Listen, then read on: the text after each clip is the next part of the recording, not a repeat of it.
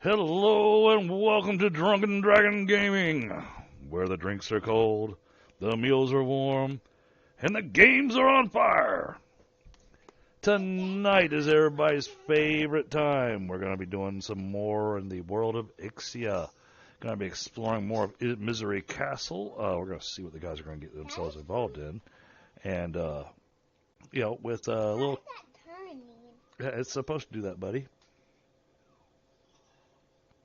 I have an extra GM tonight, apparently.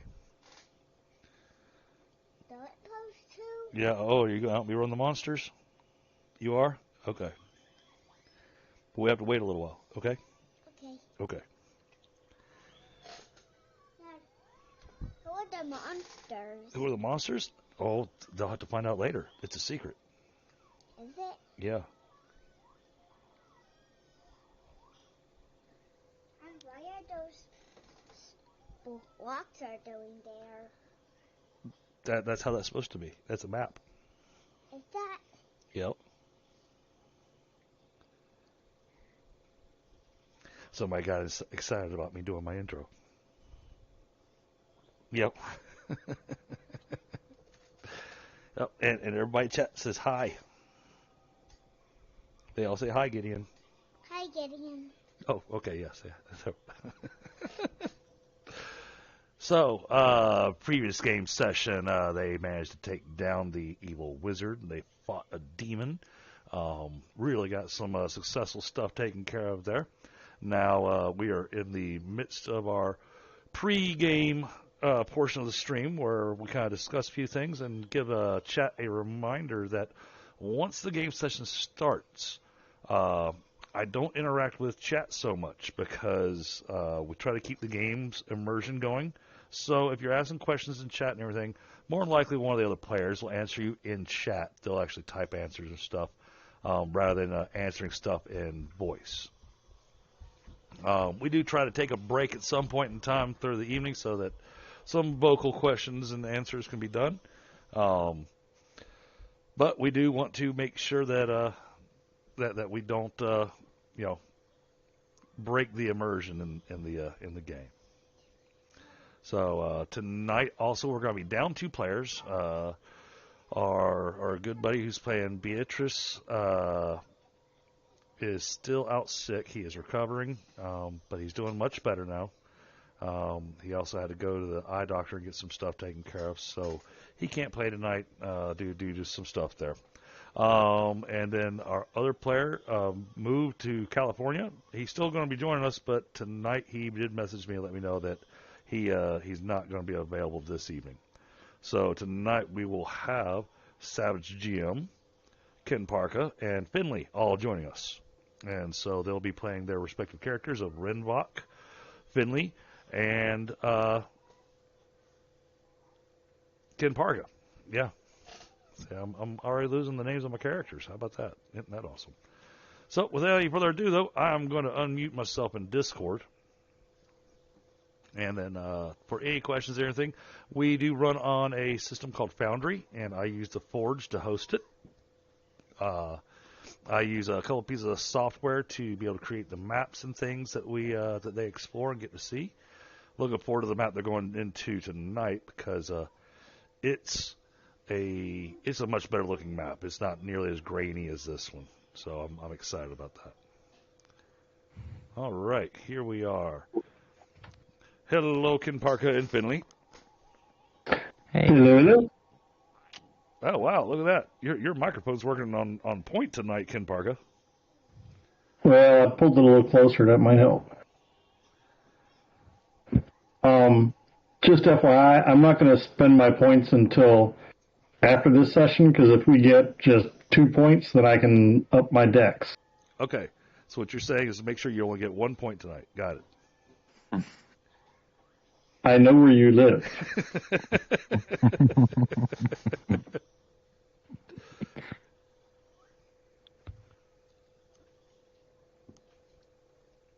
So, as I was just speaking to chat on the stream and letting them know what was some of the stuff that's coming up tonight, or at least hopefully coming up tonight, and then just kind of doing a recap from 2 weeks ago, and then giving them the update that 2 players will not be able to join us tonight. Eric's still out sick, but he is recovering. He should be able to join us next game session. And Fyndhal, who plays Oshtur, also is unavailable this evening. So Eric is recovering? What's that? You said Eric will be back next time? He'll be back. Well, good. I mean, that's the first update we really had. Yeah, I actually called him and talked to him about an hour and a half ago. And all I was doing was checking up on him because I knew he was still recovering, but he's doing much better. So, yeah, he'll be back to join us next session. Oh yes, and Michael, I thoroughly appreciated the email you sent me after last week's session with Scott's game. I don't even remember. You said congratulations. I'm sorry. Yeah, about your leadership role. Who would have guessed the weasel would become the de facto leader of the party? Me. Right. For the reasons I put down. Yes.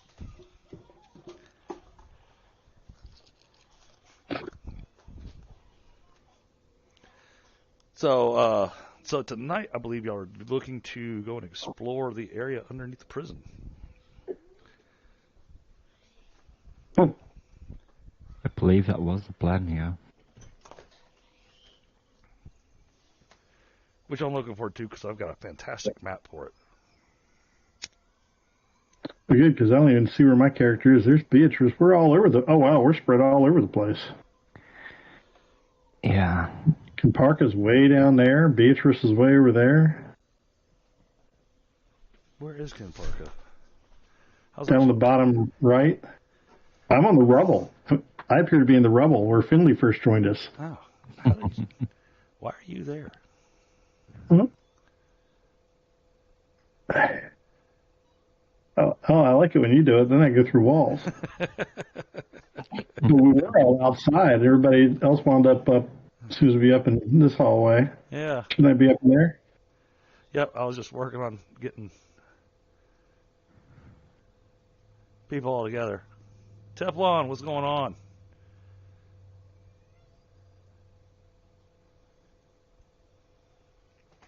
There we go. That's got y'all more or less together.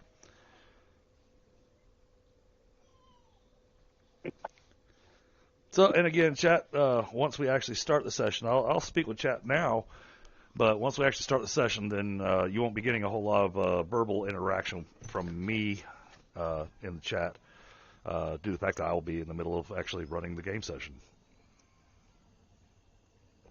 And, you know, players don't like it when I talk to people other than them. They're greedy like that. Depends on what you're saying. Right. That's free beer.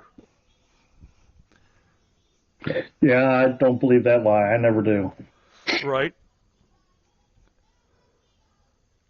Place I bartended in Nashville, they had a big old sign painted on the wall that said free beer all year 1989, or no, free beer all year 1990, or no, free beer all year 1989, but they opened up in 1990.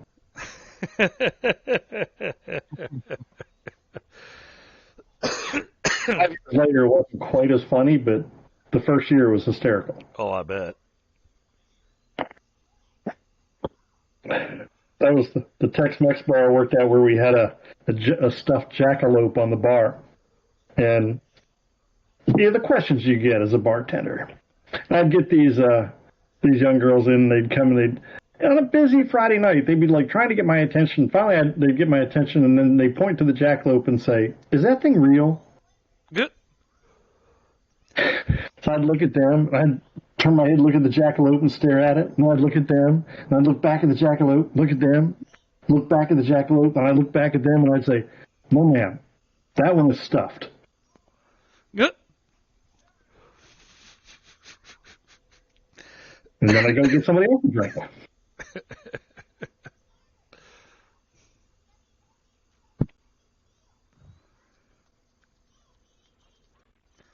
So I know Flaristic's been looking forward to tonight's session.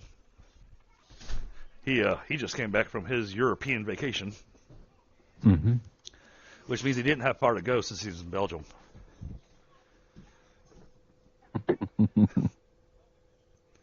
Was still 3,000 kilometers. Depends on where in Europe you went. There's places in Europe I wouldn't want to go right now. Spain. Oh. Went to Salou, so it was pretty nice there. Yeah, sounds like y'all had a great time. I did, actually. But somebody forgot to bring the charger for the phone, so they didn't send any pictures. Aw. Can't imagine who that might be. I didn't take that much pictures, actually. Just a couple of family shots, but besides that, huh? I can't hear Finley at all. You can't hear him at all? I can hear him very clearly. Yeah, and I got like a quiet whisper, and that's all I got. Try and I got his volume turned all the way up. Huh. I cannot my volume on my microphone, but now... Now, you always speak quietly, but like tonight, I'm not hearing hardly anything. But I was having that problem last week with Tiny. I couldn't hear just a bare whisper out of Tiny. Interesting. I can really up my mic, but... That's better. Yeah, better? If you up your mic, then I'll just turn down the volume on my end. Yeah. So. Oh, that's definitely better. So, Pix, you're asking, what is this game? So, Ixia is a world that I've been creating since 1995 for tabletop gaming. And every other Thursday, we are streaming our tabletop session. The session actually starts at 8 p.m. Eastern. I like to start the stream about half an hour early just so I can chat with you guys before actually kicking things off, because once the game actually kicks off, then I don't speak with chat so much. However, everybody else will still communicate via chat and whatnot. We're using a game system called GURPS.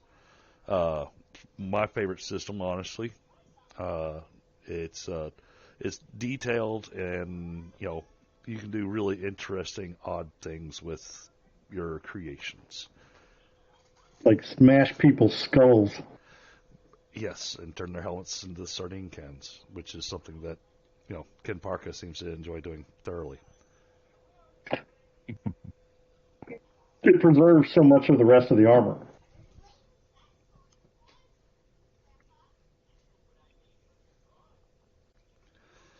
So hopefully that answered your question, Pix.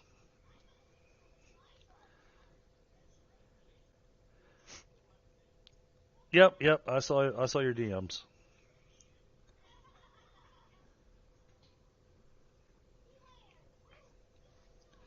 And as soon as I get an opportunity, I'll get with you.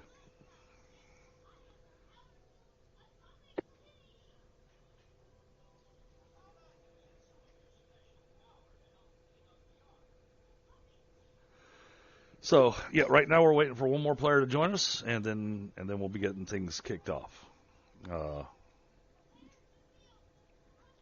Last game, I'll swap over to the other map that they were in.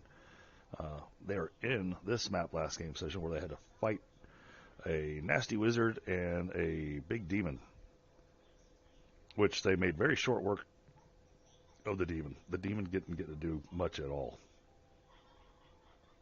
I mean, y'all did. Y'all just obliterated that demon so quickly. Well, the options were not good. No. The alternative.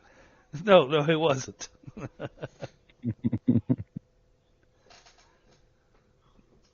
The demon had a big scorpion tail on the end of it, and yeah, they all went, "Oh, yeah, we're not playing with that."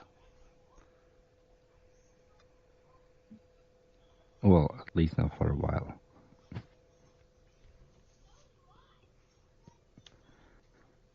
So, but yeah, I am excited because I've got a slightly better build going on for tonight's session. I'm feeling quite prepared, so it should wind up being an interesting session, hopefully. Yeah, Mom, I was about to say, humidity, big bugs, that's yeah. I mean, geez, in the valley right now, I step outside and it's like I took a shower. And you're in the mountains. Yeah. Try arguing with a horse. Oh.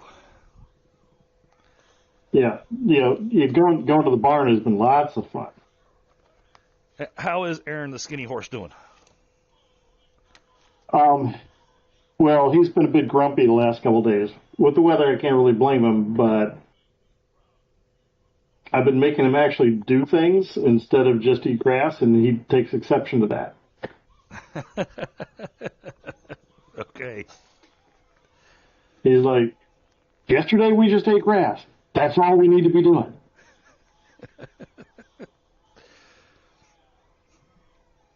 Yeah, my daughter was watching a documentary of this group. I actually like watching this group myself, but they go into different areas where they spend time in these areas that they've kind of trapped in time type of thing, and they've been doing this thing on a Victorian farm and showing the challenges that happen with hay, and that one bad rain can just destroy a hay crop.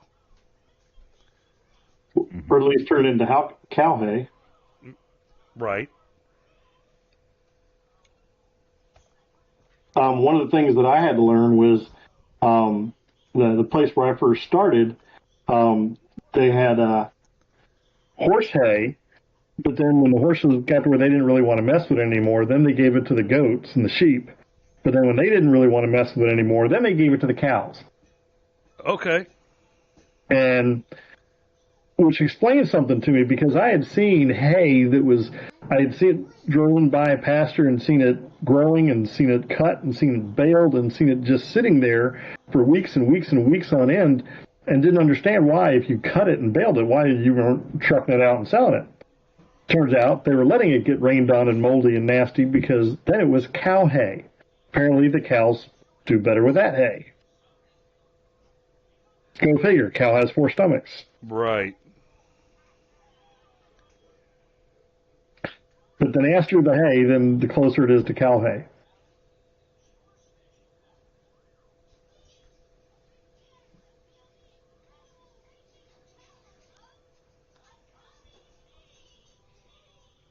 And that, ladies and gentlemen, is why my character handles the horses. Yes, because the player himself is quite knowledgeable on the horses. Well, no, as the old cowboy says, I know this much about horses and less about women. Well, I guess ignore the text I just sent you, Scott.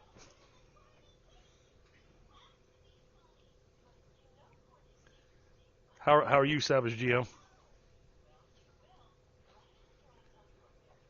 Oh, he may be having mic challenges. It often takes mine a little bit to catch up. I'll thank you, chat, for the 3 likes. If y'all are enjoying what you're watching, don't forget to hit that like button. And we'll be getting things kicked off here very shortly. Testing 1, 2. Hey, there you are. That's weird. It was working a second ago.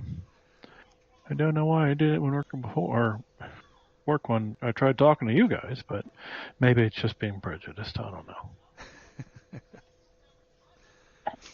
Frickin' stupid mic. Not you. Yeah, my mic. So I was letting chat and the guys know that we'll be down 2 players tonight. I did speak with Eric earlier, and Fyndhal gave me a heads up that he would be unavailable this week. So it'll be the 3 of you guys. All right, then. And I guess I'll just control the extras. Mm-hmm. As y'all go in and continue your exploration. Ooh. Exploration or invasion? Half a dozen one, half a dozen other. Mm-hmm.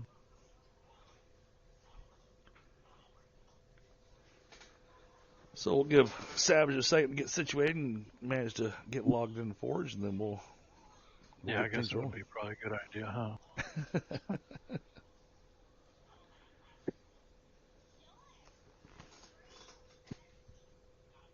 If you double click it.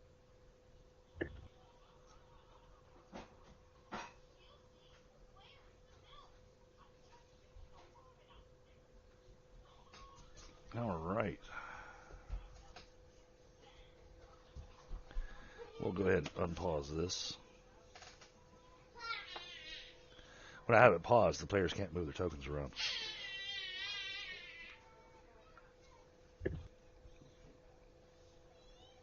Make it so if they log in, when I'm not here, they can't go just randomly exploring a map.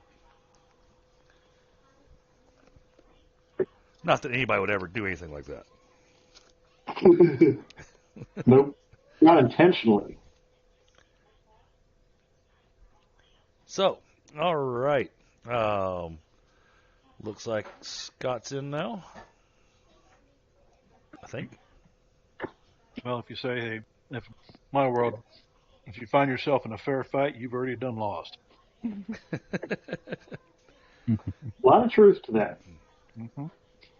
And the other one, this was for my mentor. If you ain't cheating, you ain't trying. So, last session, y'all fought the wizard and defeated him, killed his demon that he summoned. But you still know that there's apparently something going on underneath the prison area. Now, Nightingale feels like the job's been done. Whatever's going on underneath the prison is not her problem. Well, if there's problems in the whatever she wants to do, her daddy needs to stay with us till we can report to the king. Well, she says she'll stay up here and guard him. Right. Okay.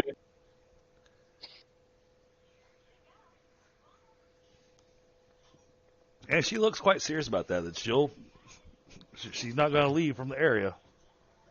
Right. I'm sorry, but my faith in humanity does extend into your fantasy game.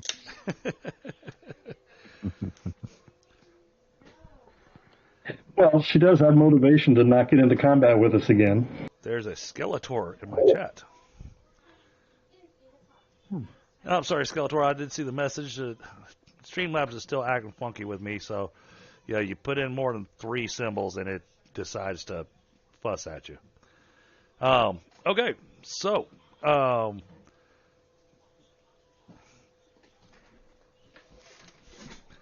you can bring them with you, but then that's going to make things a bit more challenging.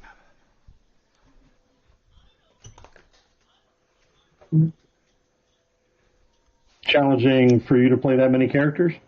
I think so. There is that. Yeah, but meta aside, yeah, it'd be a pain in the butt to manage a hostage and fight the bad guys. Right. Mm-hmm. Yeah, no, that's fine, really. Because we all forgot about her half the time anyway. That's true. She even offers to, say, hey, you know what? We can just lock him back up in a cell. I can give you the key, and that way you don't feel like I'm going to let him run off or anything. Well, plus they're just reunited. They might as well stay together anyway. Well, let's put them in the vault cell together then, if that's important. Yeah, that works. But the question is, my question is, what's our trust level with, you know who? Nightingale. That's up to you guys. Now, Oshtur obviously trusts Nightingale implicitly. But Oshtur spent a lot of time with Nightingale. I guess Oshtur will be her babysitter then. Yeah, we don't have a whole lot of options for... No, and we do need another raid combatant. So, yeah, we'll bring her along, lock the dude in the cell. I'll keep the key. Okay. Oh, did that demon and the false press car, they're both disintegrated, didn't they? No, the false press card did not. Okay, so at least we have a head to take with us. Mm-hmm. Mm-hmm. So while we're back here, Nightingale, see if you can find a bag to put that head in. I was going to leave it in the cell so that the real press car has someone to talk to. There you go. The point being is we want to take the head back with us when we report. Come back and he's calling him Wilson. We want to get paid. You can call him collect for all I care. Yeah, we can call him collect or reward. Okay. Well, okay. Won't get settled. All right. So we'll put him in the cell with him on a stool, so the head will have a place to sit. All right. And Draw a little smiley face. well, just kind of pull the lips back a little, and up some. Well, and Prescar is he doesn't resist or anything. He goes, no, I totally understand. Apparently this man's done some atrocious things in my name, so. Oh, you don't know the half of it. Or even the top third. There you go. So no, I completely understand. I mean, I don't care for being stuck in my own prison, but I've been here for a long time. So you know what? I'm used to these accommodations. At least I'm not chained. At least I'm not chained to the wall. Well, I could put you on there for old time's sake. and Nightingale just turns and looks at you and says, "No." Oh hell, we probably just thrilled to not be half a zombie. Kidding. You've got a pretty face, but you got no sense of humor. But if you lose the face, you got nothing. So I didn't bother making a map for the prison because okay. We're going to be there for such a short period of time. It just didn't make any sense to spend an awful lot of time making a map for the prison. All right. Well, we have to go to the basement, right? Right. So what you find? Well, first give me perception checks from everybody. Let me see who locates this. Who needs a perception check? Oh, and Oshtur is hurting. Hell, aren't we all? Well, No, not all of us.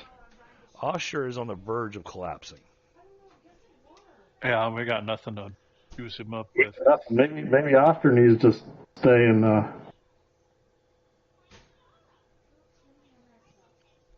Okay. And if that's what y'all would like to do, it's up to you.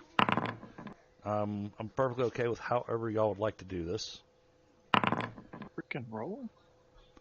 Wow. Oshtur. I didn't. Yeah, Rinvoq, Everybody. yours rolled. Okay, because I'm not seeing it in my own chat. Yeah, I see it. Okay, is it a secret GM roll? No. I saw it. Both of them. I see where you rolled twice. We'll go with the first one. Weird. Because at least you got a success on the first one. I know, but I'm not seeing my rolls. Try refreshing. That might work, but...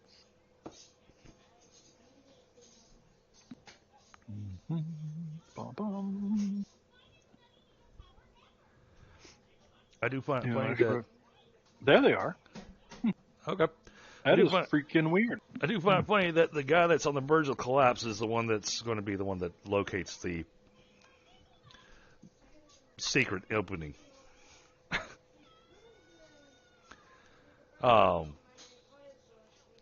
So Oshtur made it by 5. So Oshtur, he's obviously not focused on his pain, so that's good to know. He points out a flagstone and says, "That thing's got a weird divot in it." And upon further examination, you'll find that it's actually got a kind of a hidden handle on it and can be lifted up. Okay. So, with that,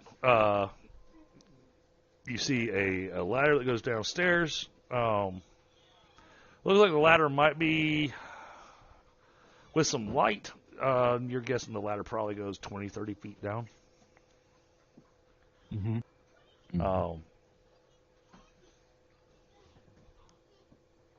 Is there light down there?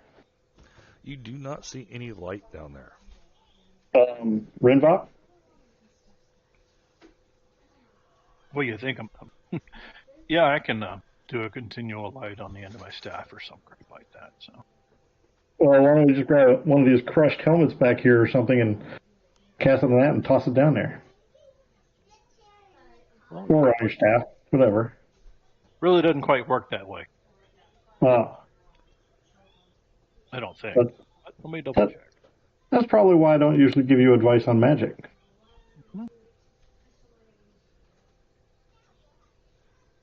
my, what just happened? Well, I guess it does. Okay, I see. Okay, I see mice moving around. That's okay. All right. I guess it could create a light stone, or rock, or helmet. Why not? All right. Or hell, you'd put it on my helmet and that'll work too. Okay. All right. As long as it doesn't blind me. Okay. All right, then. How bright do you want it?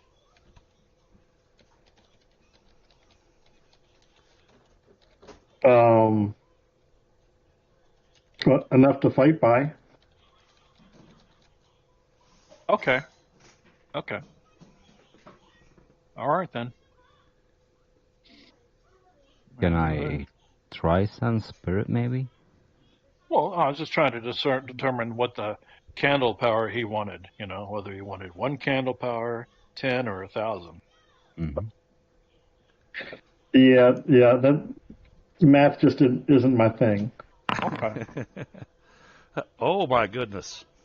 Oh, Jesus. But brighter than that, Rinvoq. Right. Brighter than that. Right out the gate. A little brighter than that. So he goes, yeah, no problem. And he goes, it's like spark, kind of like having a Zippo lighter that didn't have fluid in it. Mm-hmm. It's continual light that we're looking for. Oh, I know. They're getting warmed up. Oh, okay. Freaking believable. Freaking smart ass. All right. Yeah. There you go. All right. And how bright did you make this thing? Let's see. Let me make it work here.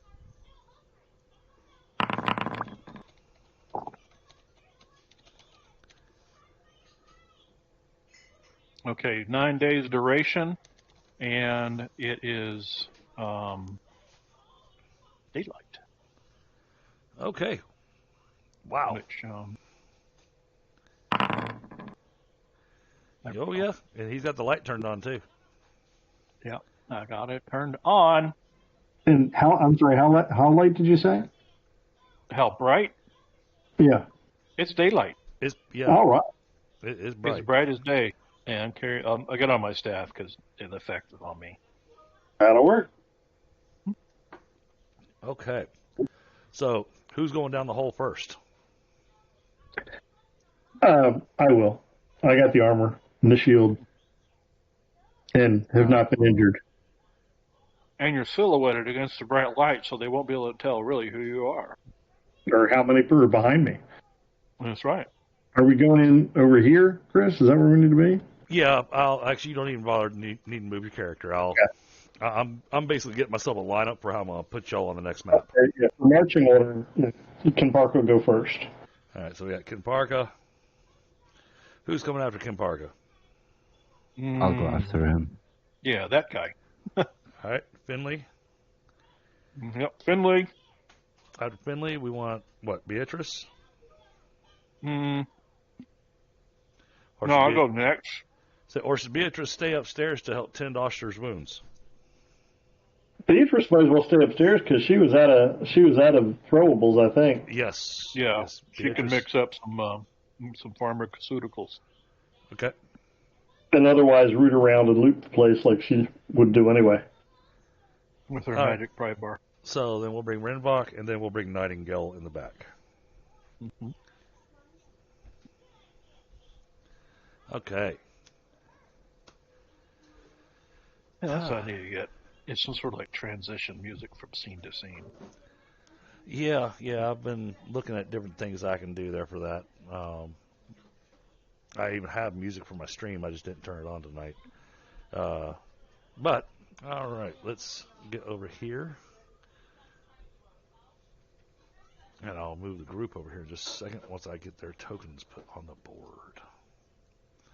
Because we got some descriptives to do before y'all come down here. No. So, You come downstairs, and it's kind of a narrow passage. This narrow passage goes on for quite a while.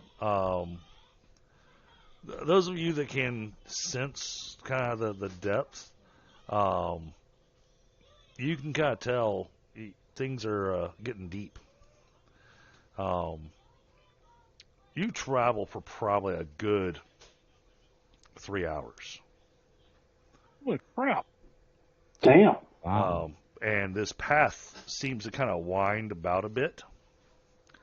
So we're like 6 miles or some crap? Because we're about averaging 2 miles an hour? Well, and you start, as you get deeper, it starts to get warm. And at first it was cold, and then it starts warming up. Is it getting more humid? It is not. All right. Well, that's volcanic. Does it smell of sulfur or anything burning? Give me a perception check. Smell. I'll do that, and I'm also going to look at the stonework. Is this tunnel a natural tunnel, or is it hewn? Slightly hewn. All right. Well, I can smell stuff, and I'm going to go ahead and use my arc. Whew, that's a tough one to give you. Yeah, we'll go with hewn. That was for my perception and my architecture roll. Much better, sort of. Who am I forgetting? Oh, yeah, there's Rinvoq.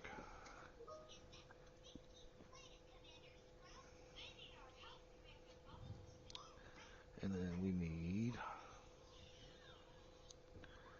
Nightingale added in. So I was done with tools and stuff, or some sort of creature, because that's a thing. Some kind of tools and stuff is what it looks like. As y'all get further down, you can see light coming towards you. Not that it's moving, just you can see light.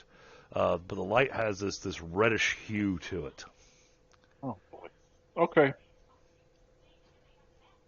We have volcanic. How fun.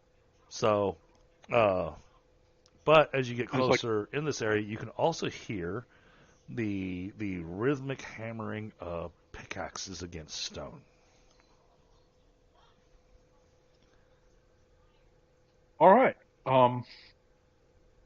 Since we don't need my daylight, I'm gonna go ahead and put like a pouch over the top of my staff, so that way the light is hidden. Okay. I'm going to ready a pickaxe. I am going to. Trying to blend in, are you? Well, I figure there's not a whole lot of chance of me blending in with the armor and the shield, but Okay. Well, nothing else I can throw it. All right. Get your pickaxe ready. before you do, say I quit. Say what? Say I quit. No, I'll say duck. As you come down this area, I didn't want to flood the map with extras on NPCs, but basically along the walls, in several spots, you can see men sitting there just beating against the wall with pickaxes. Looks like they're mining something out. Now, in the meantime, you can hear these men hollering out, the whole get to work, the whole you ain't working fast enough. If you want water, you're going to dig harder. Those are going to be the kind of things you're hearing from them. They're clearly guard types then too? Yes. I was getting ready to get to that description. So the people actually banging on the wall are not the ones hollering, work harder. Correct. Okay. Paranoid The keepers. schizophrenic. Okay. So, as y'all come around one bend, and you can hear that it's a little bit louder, this is where it would drop y'all off at, so I'm not going to say you're right where I have you just yet. even though y'all can see, it's one thing I hated about this map, but it has so much light that you can see so far. Mm-hmm. But it is what it is. You have the glow of the lava. Mm-hmm. So, but welcome to the Misery Mines. Literally. Okay. So, if you recall, they had talked about townspeople, whatnot, that had been all the men that had been taken from the towns and everything. Mm-hmm. It is a safe assumption these may be some of the men that were taken from the towns. Okay. All right. We did pause long enough for Rinvoq to get his mana back, right? All I need is 20 minutes. Okay. He would have.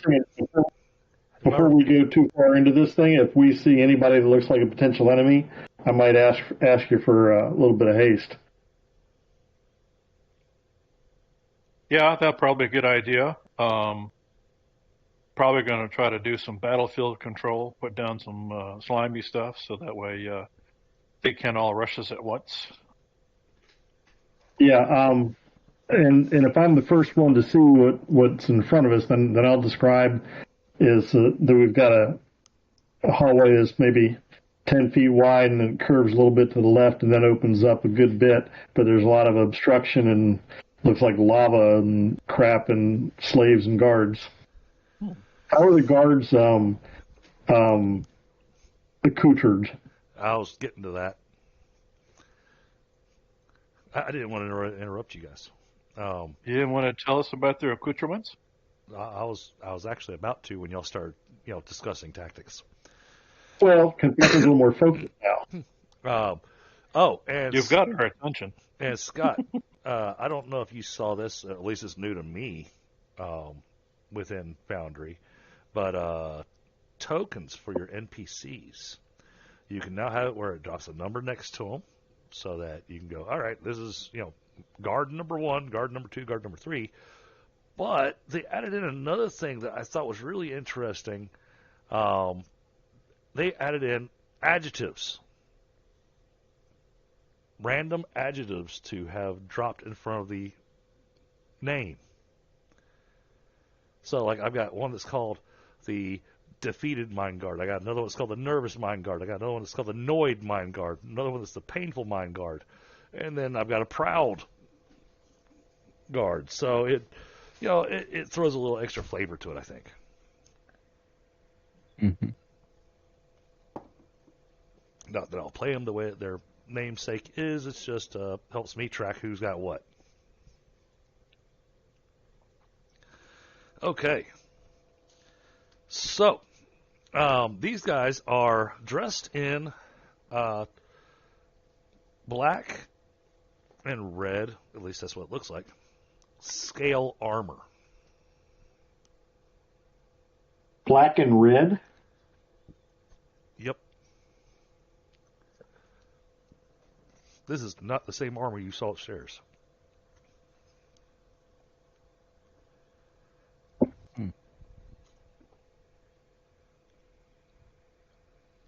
Okay, and what do they have for weapons? And I mean, since you're a warrior, that's not a problem. Hammers and shields.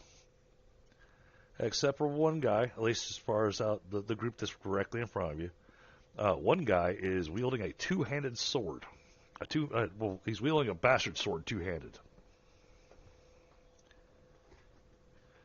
And he is dressed just slightly different, just different enough to where, and the way he's acting, you can kind of tell he's kind of the captain of the group.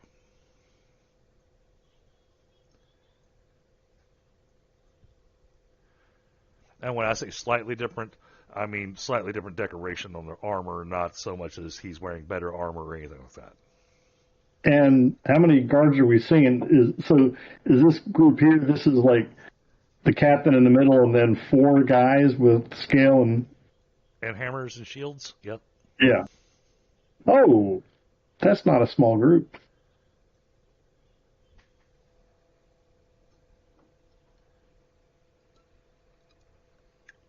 Yeah, we definitely want to step back a bit and discuss tactics. That's what I was saying. Is I'll give you the opportunity if you want to. You can roll this before you come around the corner. That way you get to have your look at the guys and have a reason for me to have given you all that information. But because of the way the area is, you can roll that at a +4. Oh, I forgot to do my +4. And you gave it a -5.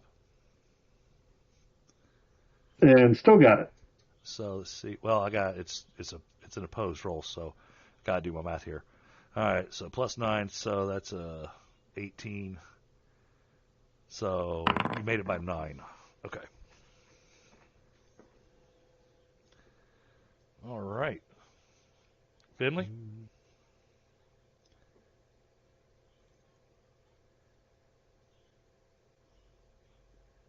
Do you want to roll? Yeah.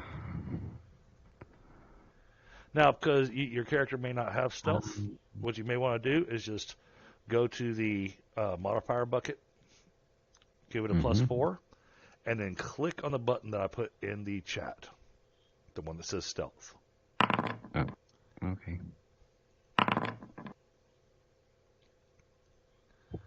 4, 6. All right, so 4 is the target.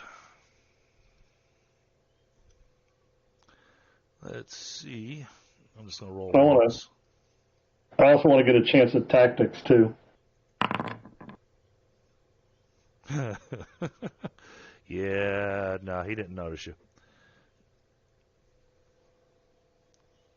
So you were able to get a view on it and be able to back up. So you got to see the armor they're wearing. These guys are kind of just hollering out orders to the miners. But because you came back around the corner, of course, you're not seeing much else in the mine area. No, but I want to get a tactics thing to see just if I get a feel from their layout of how these guys might work cohesively or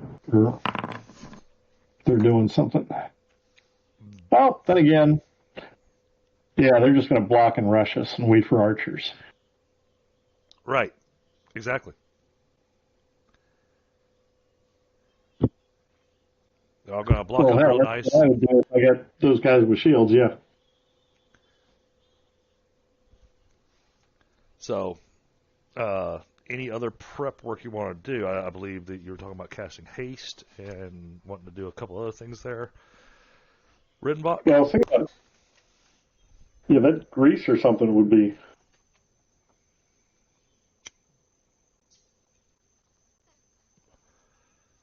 Yep, y'all can have an opportunity to prep on this one.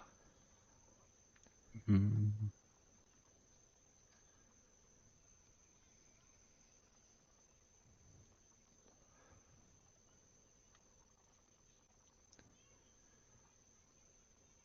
Rinvoq, you there? He's on mute if he is. Did we lose Scott?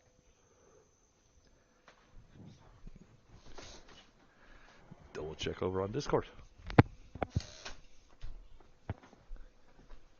1, 2. Oh, there you are. Okay. Yeah, apparently my connection's all dicked up on my non-wireless mic, my wired, whatever the fuck this thing is. Oh. Anyhow, like I was saying, I think it would be more effective for you to have invisibility as far as power to for cost to effectiveness ratio, because you're obviously going to be able to dodge much easier because they're going to have minus like whatever the heck to hit you, if they even can. And it'd be harder for them to defend, and I'm betting they're pretty good with their shields. Yeah, they won't be able to see you. Yeah. and they can't dodge against block an attack they can't see. Yeah. And if I give you haste, that just allows you to move faster and dodge that much better. Right. But for the sake of having just not spending 6 power points versus 3, I'll take the invisibility for $100. Alex. And I'll be more than happy to play with Kenparka invisible. Okay. Because my other character on the X Monday group used invisibility and had a lot of fun with it. A swashbuckler with invisibility. It was nasty. So, let's try that flavor of soda then, shall we? Yeah. Okay. All right. All right. Well, in that case. So, is it just Kenparka you're going to make it invisible? Well, actually, I could probably do 2 castings. I have the power for it. So I can also cast that on Nightingale, and she can plink from wherever. You want to do a Nightingale or Finley? Oh, right, Finley. What am I thinking? Sorry. I'm still used to the new guy. Not used to... Okay, so yeah, the 2 melee guys, yeah. This will be fun, because, yeah. Okay. And then Nightingale should target like legs or arms or something. Yeah. Okay. All right. So for Kenparka, here's a cast. Nice. And for Finley, I'm trying to make sure I remember and say several times. Also successful. Oh, nice. So, I can't select them, but I do have a macro, an invisibility toggle on my bar. Oh. Yep. Let's see if I can do this here.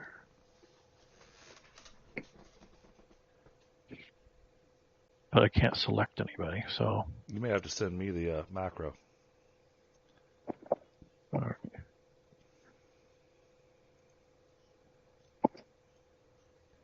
There it is in chat. I'm sorry. No, that's wrong chat. That one. Oh, now it's not doing it because... Oh, I know why. Because it has a backslash in front of it, so... Is it not supposed to have the backslash? No, it is, but the problem is that it's in quotation marks. So... Maybe the macro is invisible. It's visible. So it needs quotation marks? No, it doesn't. I couldn't put it in Discord chat without quotation marks. Oh, that's interesting. Because it was trying to make it a function. Oh, it's not showing that. So, okay. So / invisibility is the command. All right. Let's try this out. I hope it works.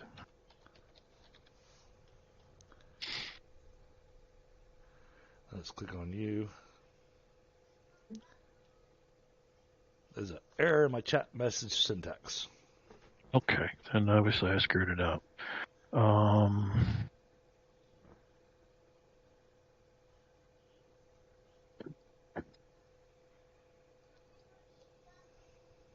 Where are you?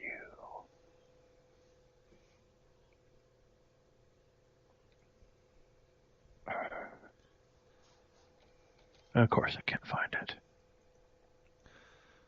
Okay, well, I mean, I put a little camouflage thing on them to note that they're invisible for myself.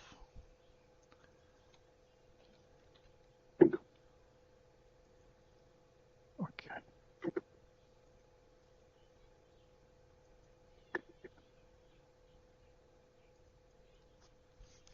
Oh, okay, there we go.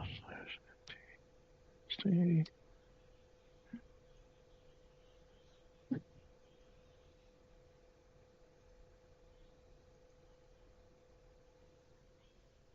Oh. Okay.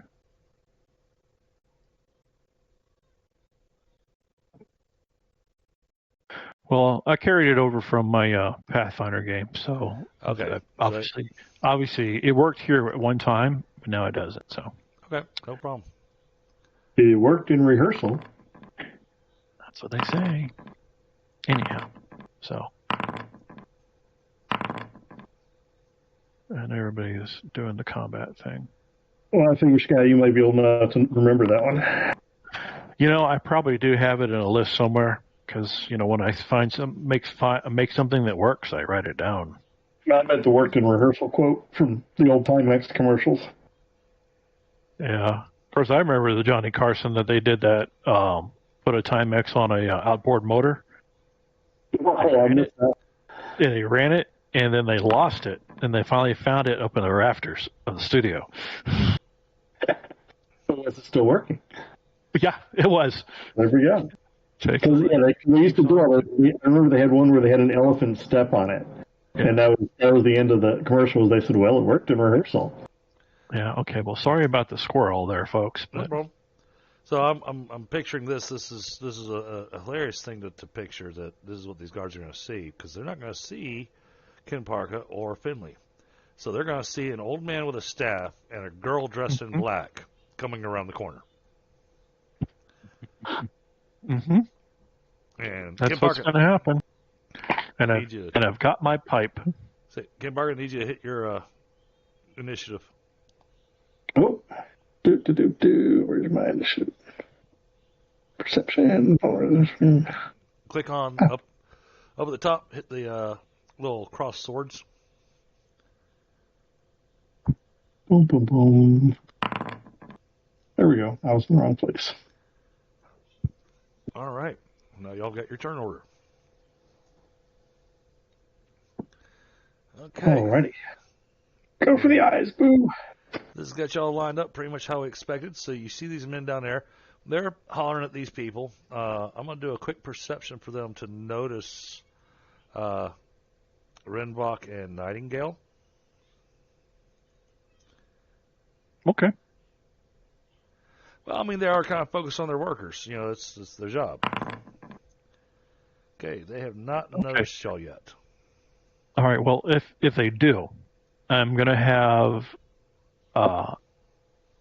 ask Nightingale to lead me like I'm an old man, and I'll be all withered, so that way I can kind of fool them into a false sense of security. Well, the way I was going to do this, because they're focused like that, and because you got the other two guys invisible, I'm going to basically run it where y'all get to have a surprise round until one of these guys gets hit. Alrighty then. There's plenty of you that have got combat reflexes, so there's no reason not to let y'all have your surprise round. Okay. All right, so that brings us to Nightingale's turn. Nightingale's not going to move. She's going to wait until Rinvoq gives her the okay. Okay. Figuring that's going to be the best tactic. So that brings us to Kenparka. Alrighty.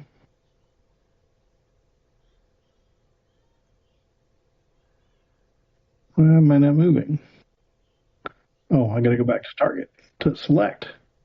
Yeah, that's usually helpful, yeah. Whoop. And man, I'm so happy with the way this map turned out. Mm-hmm. And that's all I can do. Beep. Okay. Then we're going to just go through these guys because they are currently just busting at the workers. That brings us to Finley.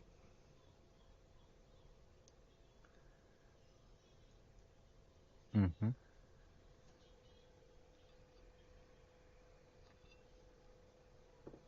And man, I never noticed that with Finley soaking. He looks so huge compared to the rest of you guys. Right. He's a big holy warrior. I'm actually not that tall, so. Well, I may need to go into your token and make an adjustment. Yeah, my height is only 5.3, so. Oh yeah, definitely need to make an adjustment. Need to make you more the size of Kenparka. A little scaling there, huh? All right. I thought it was just part of his intimidation tactics. That brings us to Rinvoq. All right. Well, at this point, I'm gonna kind of wait. Okay. Yeah, gonna wait for the chaos to ensue before. I think that's what we need to do. For our signal. You know, well, wait, I got an idea. I just came up with a fantastic idea. I am going to create a blind.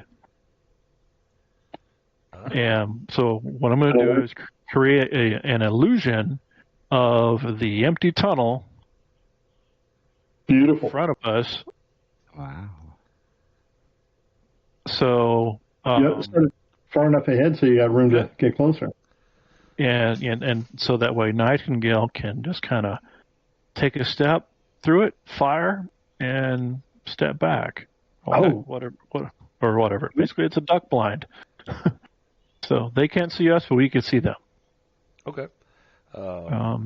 That's a pretty big wall, so let's we'll need to do some calculations on that. Yeah, I'm gonna have to do that, and we double check here how much space I need.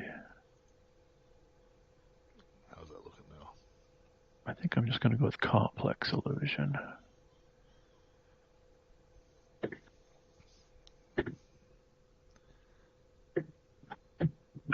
Area effect. Okay. So yeah, I just need to know what the area effect is. It's just a line. Right. I could do just simple illusion. Because they're going to be busy as it is. Let's see what simple illusion does. I'm assuming you want to do something like this?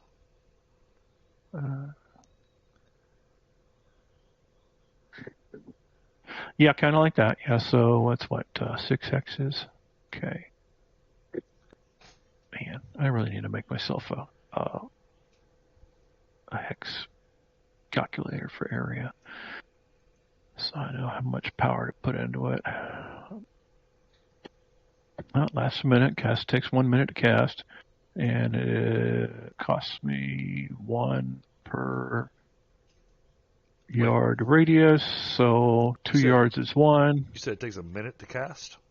No, a second to cast lasts a minute. Oh, okay. That's what I say. Sorry, I'm all discombobulated, so I'm trying to do the math in my head. So it looks like I have to put 3 energy points into it. All right. For it to make a 2 hex, radius, which would be what we're looking at there. Yep. So, all right. Simple illusion. That looks like a good roll. That is a good roll. Okay. It is done. Now I need to double check the simple illusion. So it's 3 fatigues. Right there. So I'm at 13 now. And give me just a moment. I need to pull up the simple illusion for myself to see if there's anything they have to roll to be able to see through it or anything. Yeah, they have to. Not much.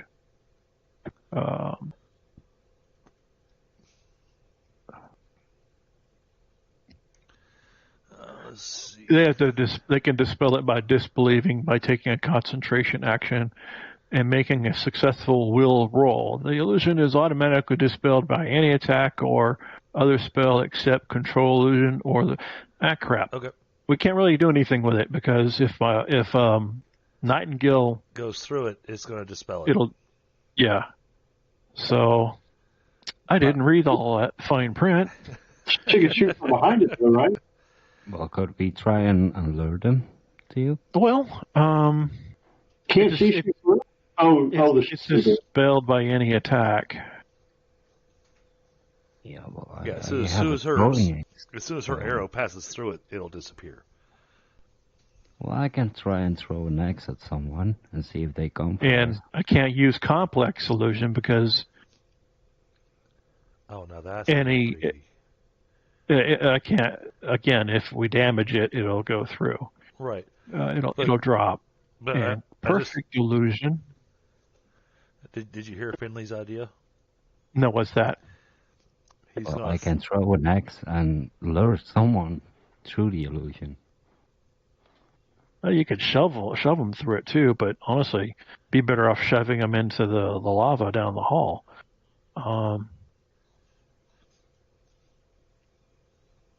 Actually, let me throw 2 more PowerPoints into it and call it a perfect illusion, because that will allow me to allow attacks through it. Okay. But but she can see through it? Or not? Probably not. Because illusions are typically illusions. She could step in it. Change of plan. I'm just going to cast darkness where we're at, because after all, you can see out, but you can't see in. Fuck that. All right. It's just dark down here. And same energy, though. Which may grab their attention, because it wasn't dark earlier. Well, the torch went out. So, yeah, darkness instead. I'm sorry. I should have read that better. So there's my darkness roll. All right. Boom, we've got same area of darkness in width there, so a 3 hex radius or 2 hex radius. Okay. Not counting the center hex. So. And if they do investigate it, they're going to have to do it at their peril. So, all right. Well, I'm done kibitzing around. Sorry. Not a problem. All right. So I checked it all. I should have been more aware. So we've got darkness. It's dark over here. Yes, right, it is. So she will take a step forward into the darkness. Mm-hmm. Yep, because she can still see out. And continue to wait. Mm-hmm. She doesn't want to alert them until after the guys have gotten in their hits.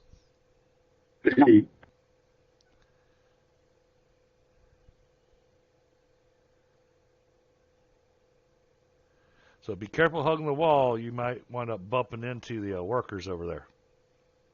Oh, okay. I was here. 2, 3, 4. Be a little bit off then.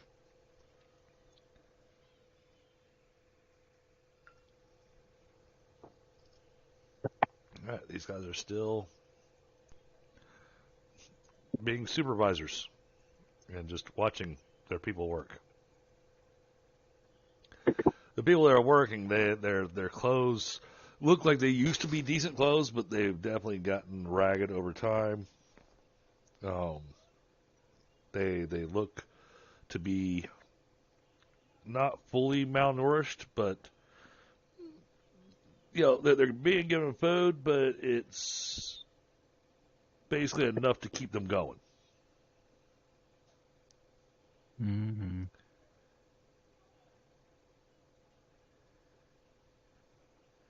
Now, keep in mind, Finley, you can't see where Kenparka's going, and Kenparka can't see where you're going, and if y'all are trying to do this all stealthy-like, y'all can't talk to each other either. Really can't do gestures either.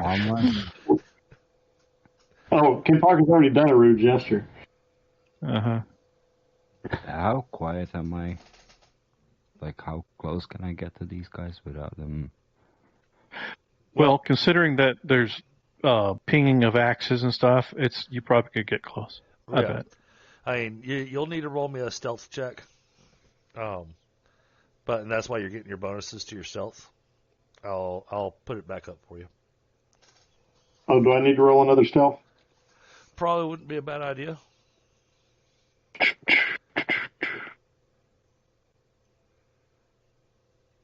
And this time, since you're getting closer, this would have been at a +2. So, all right, you made it by 2, Kenparka.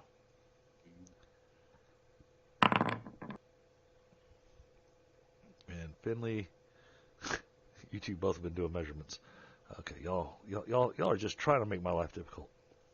Yep. What's the problem? All right, that's +3. All right, so you made it by 6. Oh, you don't have the FX master module installed. That's a bummer. No, I tried to really trim down the modules that I was running. Oh, okay. So, and because of the issues we were running into with the modules earlier, and I haven't had a chance to go in and tinker to figure out which ones are going to work for us, which ones aren't. Okay. But No for me biggie. to load it now, it'd have to reload the whole game for us. Yeah, don't worry. I had a little macro I could run for my darkness spell. Ah, okay. Yeah, okay. No worries. Just throw a template down. Just doing my math real quick. All right, just made it, and that was with +2. So Kenparka made it by 6. Finley made it by 6. Well, that makes it easy. Cool. All right, these guys are all pretty much the same, so we're going to do 2 of these. Okay. They do not appear to have noticed you guys. And that brings us to Rinvoq. Oh boy. Okay. Looks like she can step one. Looks like she could step one more hex and still be in the darkness. Yeah, it's 3-yard radius. Okay. I guess I'll do the same. 1, 2, 3. Well, 3 steps. And I'm right there to darkness too. All right. And I will wait. Well, actually, I will crouch. Okay. Because maybe they do swing blindly into the darkness. They would probably swing at chest height. I would be below that.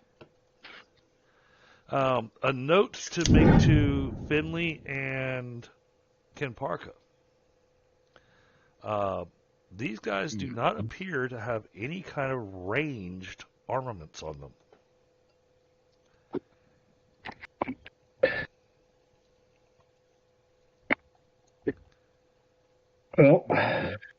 Well, no loot for my Nightingale.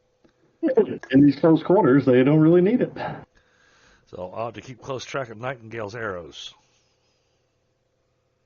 Yeah. I sure don't have. I got thrown axes, but that's really about it. So, all right. So Nightingale again. I'm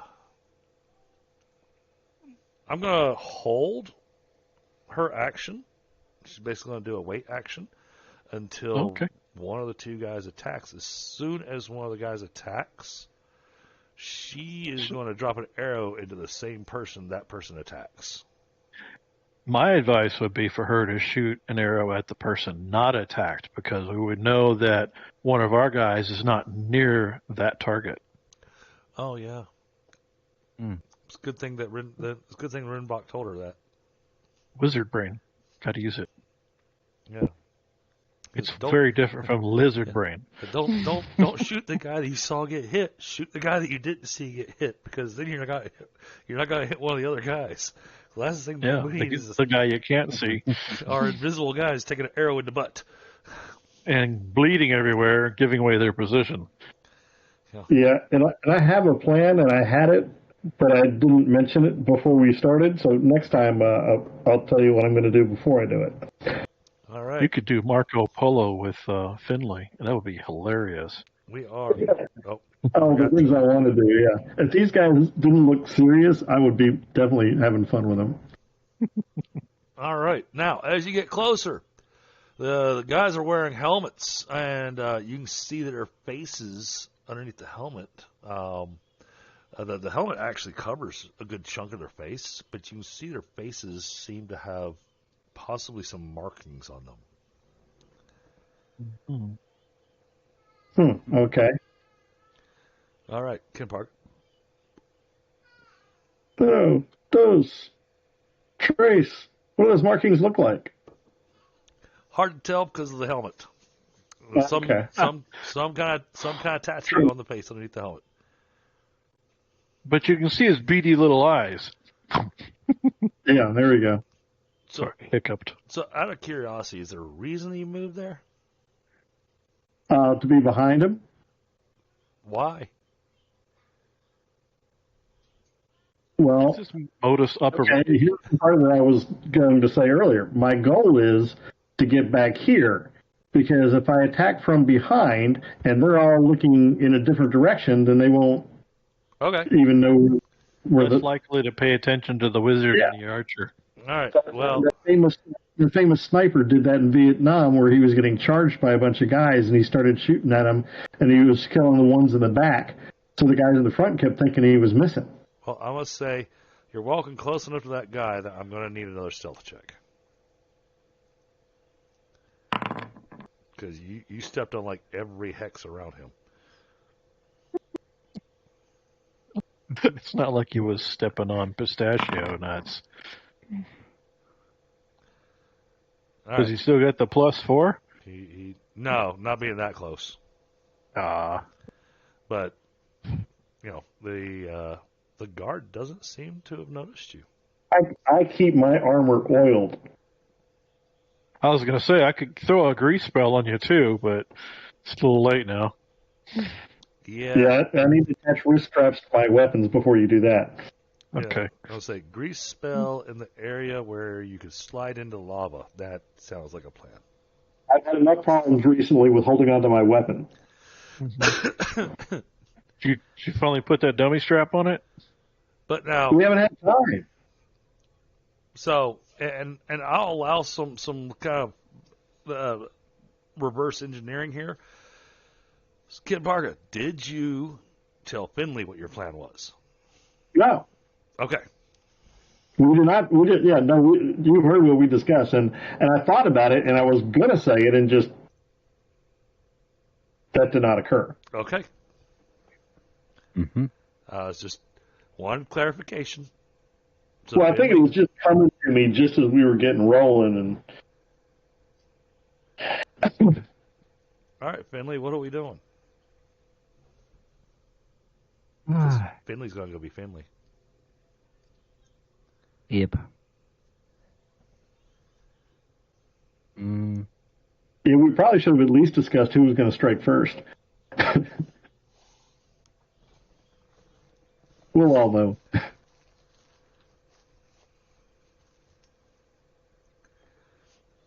Now, what's worse is that, you told Nightingale just not to shoot the one that gets attacked. If Flaristic throws an axe from this position, this could wind up bad. True. Yeah, this could go real bad or real good. Well, since Kenparka moved next to me, well, you can't see Kenparka. Kenparka's invisible. would I've heard him? Nope. He'd had to do a perception roll to see if he heard where he was stepping. Yeah. Roll perception. See if he heard his friend Kenparka. He'd have to beat my. Well, Yeah. he's got to beat it by 9. Yeah. You have to roll very, very low. No, you did not hear him. Not close. Yeah, so you have no idea. 3 and 1, maybe, but not the 6. Yeah, I had hope for a second there. Yeah, me too. So I have a vested interest. I'm just gonna move to the right, to the wall. Okay, there's a worker there. I'll move. Ah, God. On the other side as well? Yes. Then I'll move forward. Okay. There we go.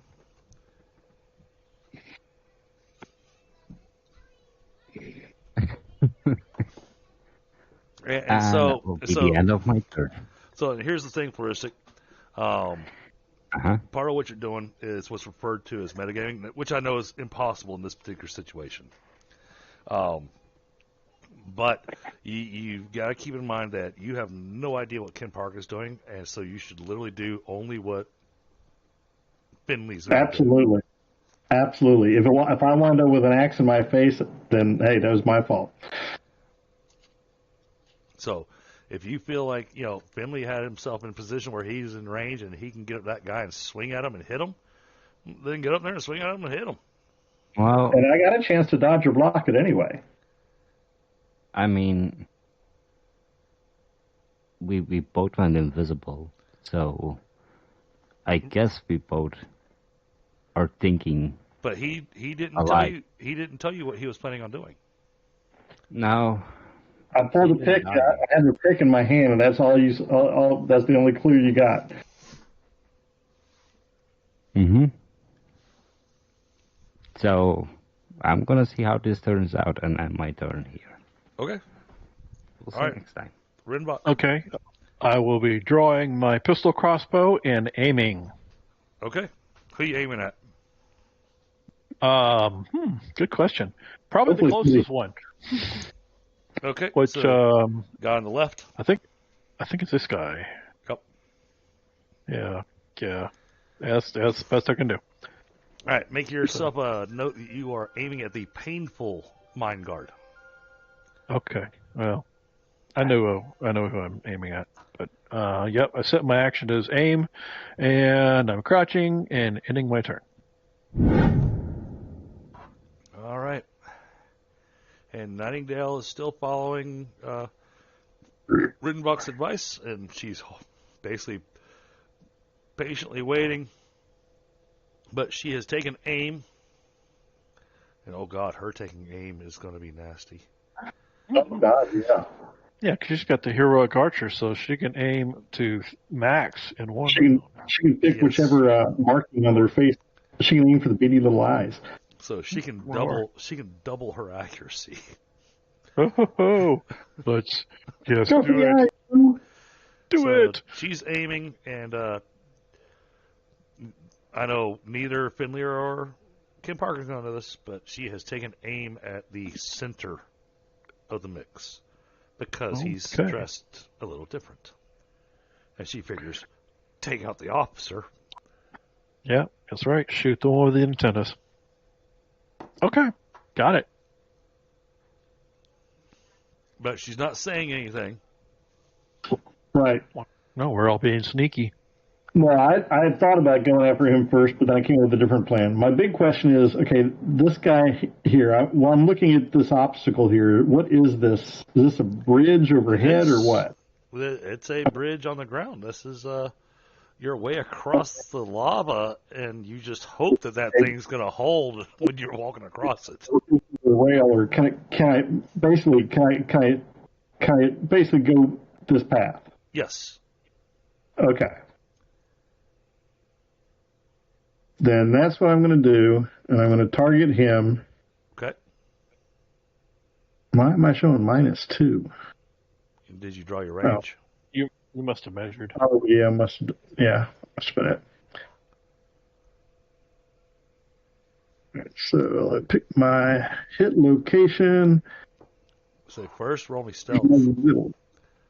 Oh, I'm sorry. Two.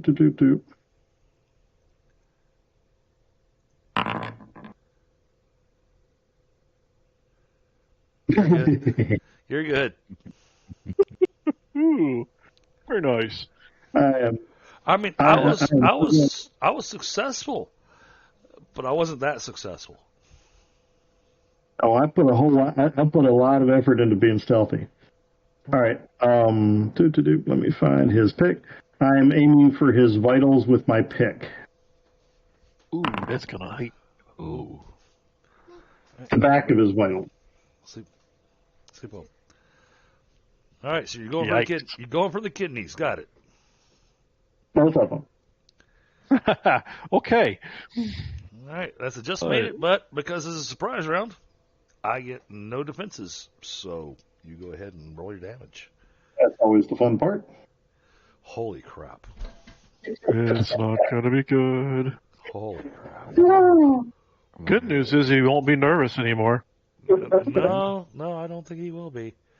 All right, we're going to set this to vitals and impaling, and whoa. Yeah. we don't even need to make a roll. There's no knockback or anything. So here in chat, just so y'all know, I always like to apply the injury in the open so the players can see what kind of damage they did. Mm-hmm. Wow. Super wow. Oh my God. So we are going to take this guy and we're going to throw this on him. And So, honestly, does he just fall off of my pick, or do I still have to remove it? oh, that pick's definitely stuck in there. All right. I'll give it a yank next time. Next turn. I need to hit him third. I mean, yeah, but they're gonna look at those look at everybody else around them like one of our slaves did that. Well, here's the thing. So, because of how hard this hit was, I'm gonna hate doing this to myself. He didn't make any sound. Oh, nice. He just dropped to the ground with a pick stuck in him. Now, did you let go of the pick afterwards when the body fell, or did you hold on to it?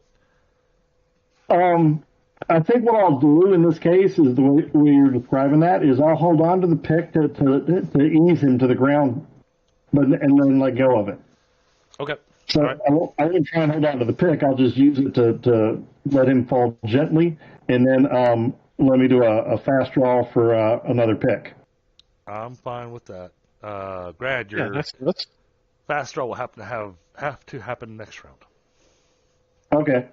I'll say that's the first time I've ever seen anybody coup de grace somebody with a pick.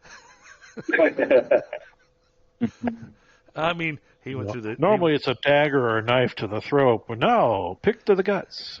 My previous dwarf used to do wonderful things with a pick, but even Pogar never did that. No, he didn't. And I mean, and that was, you went through one kidney, then the spine, and then the other kidney. I said I was going for both kidneys. Flawless. Cool. Flawless. That makes up for dropping my weapon. So, these guys still don't know something's happened because you took out the guy that's behind all of them, so they didn't see it. Now, granted... My team will know. Oh, wait a minute. Or? Checking. Oh, okay. What my team does will be the interesting thing.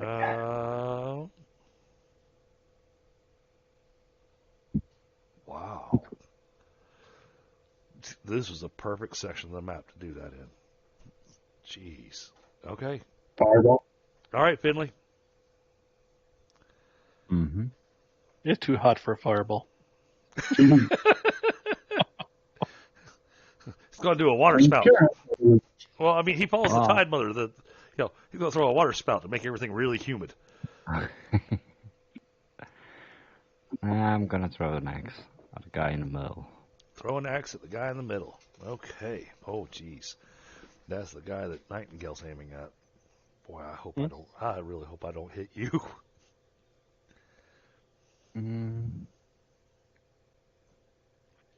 Well, she may think just to finish him off, too, if that's the case. Well, yes, but the thing is, Finley's standing between her and that guy. So if there's that chance that I make that fatal roll that does the whole, nope, missed hit the other guy. Yeah, Finley gets his ears pierced. Yeah. Both of them at the same time. Speaking of which, my middle child, she did quite well this week. She got her ears pierced, and she let me know she didn't even flinch.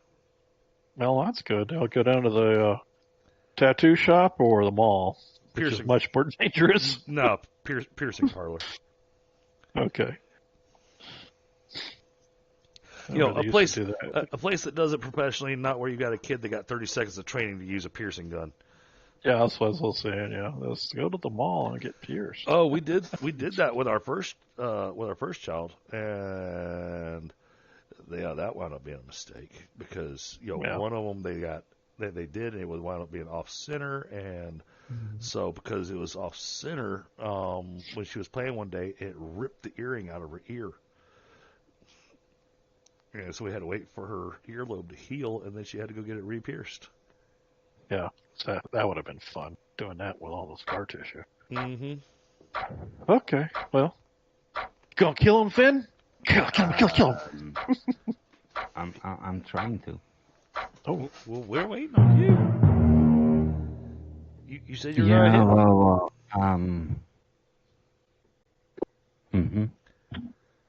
well, I'm stuck.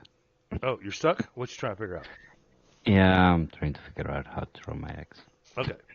So, first things first, you're going to go to the upper left-hand corner, and you see where the ruler is. Not the one that looks like an L, but just a straight ruler. Mm-hmm.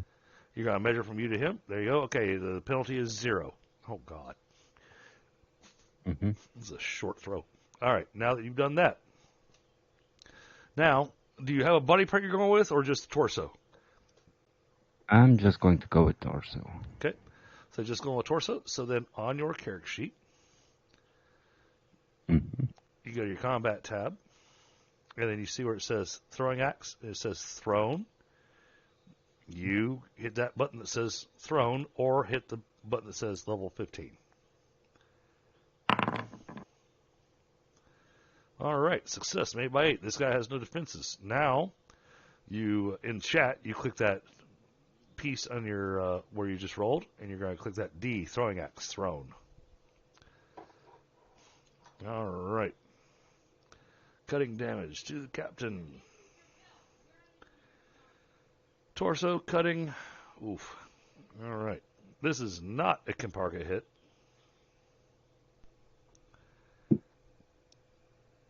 Mm-hmm. But this guy is, surprised and going, where the hell did that come from? Yeah. What we have, and it basically he does the whole, men, we're under attack! At which point, not going to end your turn just yet, Finley, okay? Because I got 2 things I got to do. So, one is I got to measure range because I said I was waiting.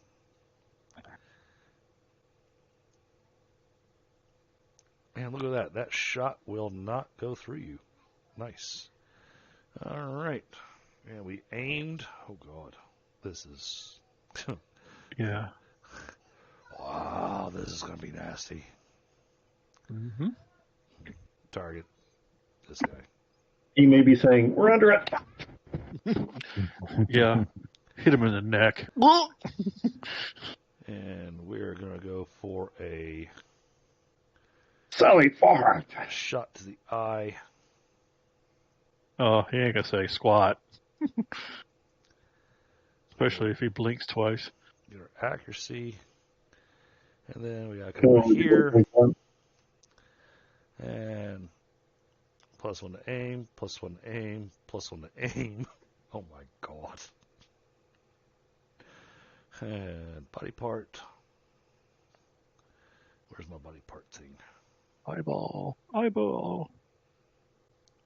Hit location. We're going to hit the eyes. This is what we're going to attempt. This still holds a solid chance to miss. Still. If it pings off his helmet, that'll still surprise him. Ah, missed it by 2. Mm.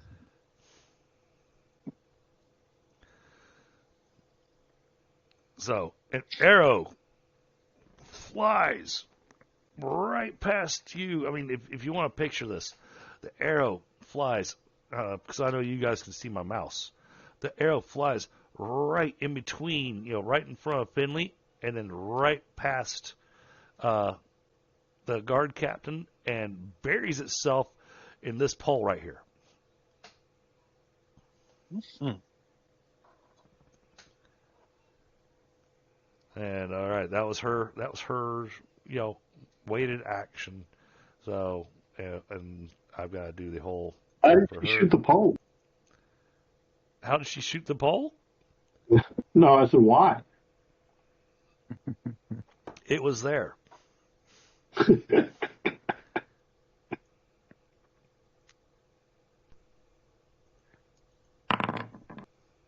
All right. And she's ready with another arrow. Okay. And it's her thing. And Rinvoq, I believe you held a held action as well. Well, I was aiming on my last turn. All right. So I'm ready to shoot if it's my turn. So now it is your turn. Excellent. Okay. All right. So let's add one for aiming. Going to make a determined attack. And I have my target. So I'm just going to pull up my character sheet. Who are you targeting? Oh, the guy there on the left. I see him. Yep. Yeah. And where scroll right past it, did you? Oh, here we go. All right. On its way. Oh! Yes! Damn! Oh! Yes! All right, roll on the table. I needed that today. You're not aiming for the same pole Nightingale did, right? Roll on the table. I am rolling as soon as I find the roll button there. And roll 9, 10, or 11. Do not roll a 9, 10, or 11. And it's a 10. Yeah. Well, still. All right. I'm surprised I hit in the first place, so I'll take it. And average damage. 2 points. Okay. Ping! Still. Torso, I'm assuming? Yeah, I'm not that fancy shooter like my colleague next to me. All right. Well, then we'll apply this injury. Yeah, got his attention.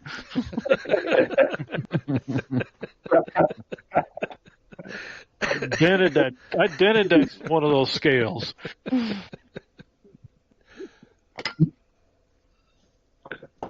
Anyway, well, that was mine. Yeah. So just playing through. All right. So we're going to hold off on Nightingale's turn for just 5 minutes or so. We're going to take a quick opportunity for everybody in the game and give an opportunity to be able to chat with chat. And so we're going to take a quick 5-minute break, and then we'll continue the combat. Okay. And so while I've got the 5-minute break real quick, I just want to throw out some hellos there. I see Stephanie's joined us. Hey, Stephanie. And, Infinite Phoenix came and joined us. Hey, how's it going?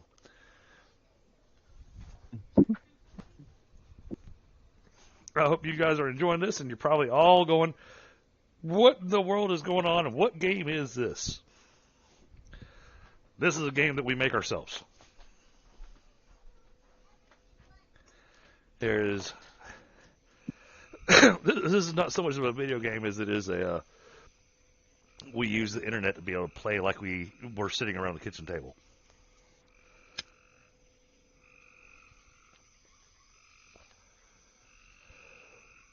Which makes it interesting and fun because it means that we can have players sitting around the table from all over the world because, we've got Flaristic over in Belgium. We got myself and Michael on the East Coast. We got Scott over in Texas, Eric out in Texas. Then we got Fyndhal out in California. Mm-hmm. So I'm liking the combat. The tactics you guys have come up with and whatnot has been interesting and definitely entertaining.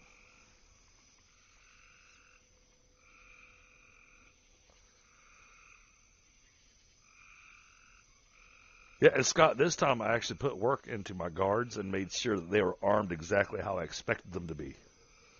Oh, okay. Did your GM duties, huh? Yes. Well, because I thought about how I had this place set up, and so, Michael's close enough to him and everything. These guys are wielding mining hammers. Mm-hmm.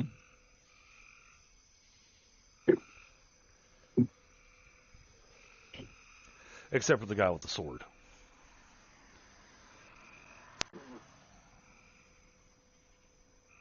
Oh, okay. Couldn't afford to get him a decent freaking thing, huh? Well, What? their employers are cheap-ish.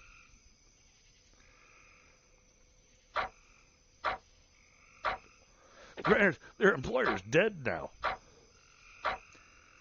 Mm-hmm. Y'all kind of squished him up on top of the tower. Yeah, they don't know that's going on, do they? Nope. They know where they can find the complaint department. Well, because unlike the way the army was and everything, and this is something that I believe Rinvoq would take note of with his thaumatology and everything, these guys don't appear to be underneath any kind of spell. And they're also, dressed differently.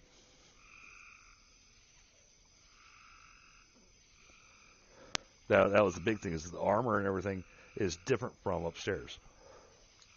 Matter of fact, Okay. Rinvoq, do you have heraldry?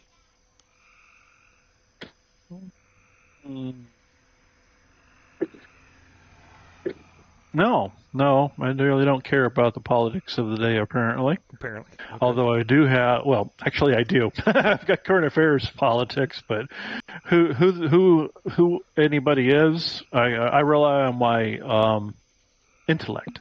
Of course. How about if Michael's still here? Michael, do you have heraldry as a skill? Oh, I have no, I do not. Okay. And then I believe Flaristic may have stepped away to go have a smoke. Savoir-faire military is as close as I get. Savoir-faire military. We can use that, but you'll have to roll it at -5. Yeah. Failure is always an option.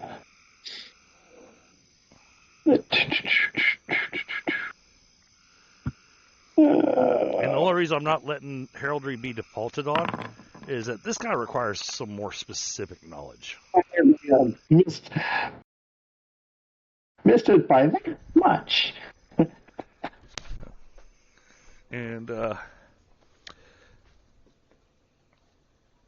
missed it by that much, yeah.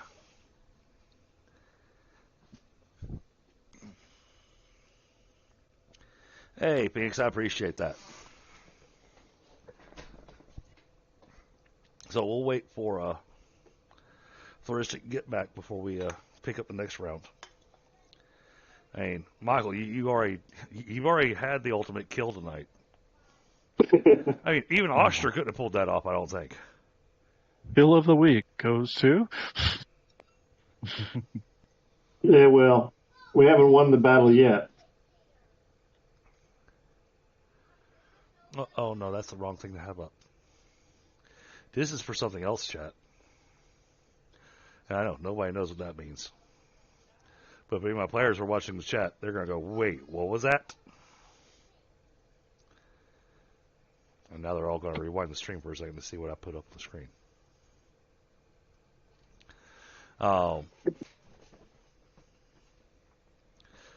Yeah, I plan on this to go for a little while. And now if next week, we're not going to finish this mine tonight. If next week we get Eric and Fyndhal back, we'll work on some options on how they can get down to y'all. There are a few options. I tried to make sure I had some spots, whatnot. Even though there's lighting that goes all the way down, part of my thought is that these guys aren't paying attention to that entrance down there. Y'all haven't made any noise yet. Now, if it gets loud, that could completely alter things. But trying to leave it with an opportunity to be able to bring in Oshtur and Beatrice. And I may have to just flub it a little bit to bring them in. Well, because I don't want them to show up to the next game session and get told going, yep, so you're upstairs, and just watch the stream and you'll see how the combat goes. That's just not fun. Then there's, they're going to be both going, well, what was the point of me showing up? But Oshtur needs healing. Beatrice has no potions. There's issues. And could y'all have taken time? And that's where I'll go with it. Could y'all have taken a little bit of time for Beatrice to mock up a few potions real quick, and possibly get Oshtur a few hit points? And so we may backtrack story a little bit and just say that y'all waited upstairs for half a day before heading downstairs for Beatrice to be able to whip up some quick potions, and then I'll add them into the mix. Yeah, I'm about to go up there for a rest anyway. At some point. Oh, you got plenty of fatigue points. I got 11. I need more. I need to recharge my staff and recharge my power stone. Well, I haven't had a chance to do that. That's going to require going all the way back to home. Well, it can be done out in the wild too. It just takes a while. Right. Now, on the flip side, so that you guys are aware, and I don't feel like I'm giving away anything here. We finish up the mine, and y'all will be done with Misery Castle.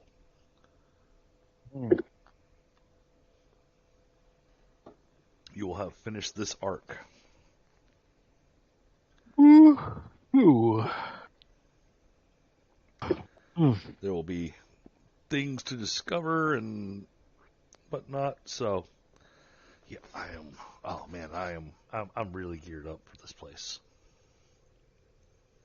Cool. Now, granted, y'all got me at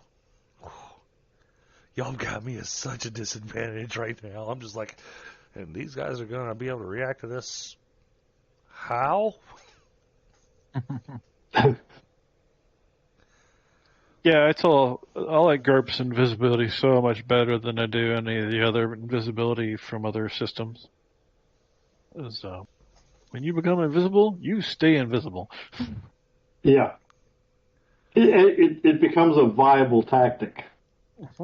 So, Flaristic, are you back? I'm back, yeah. You're back. Okay. All right, that brings us to Nightingale.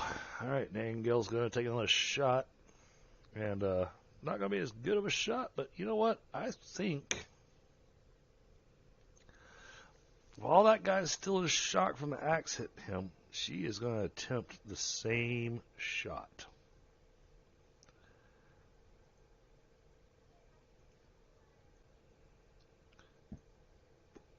It's the challenge is that he's far enough away. There's a -5 on her range. That's where the challenges come into place. All right, combat. And she automatically gets her accuracy. And then throw in Maybe she just shoot him in the neck. Shoot him in the junk. We're going to throw in the... Actually, neck's not a bad idea. Well, this is a good GURPS. Well, because neck's only one less than the eye. Mm-hmm.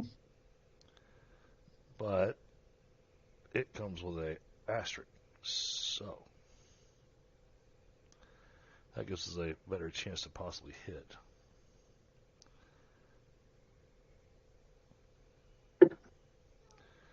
Oof. All right. Got a... Let's see. 10 is a less than 50% chance to hit. Oh no! She must have missed again. Critical failure. Mm-hmm. Oh, What? jeez. Uh-oh. All right, critical tables. Critical miss. She's rolling like I usually do. What do we get? Okay. All right. We got the 9, 10, or 11, so. She dropped her bow. She's going to have to pick it back up.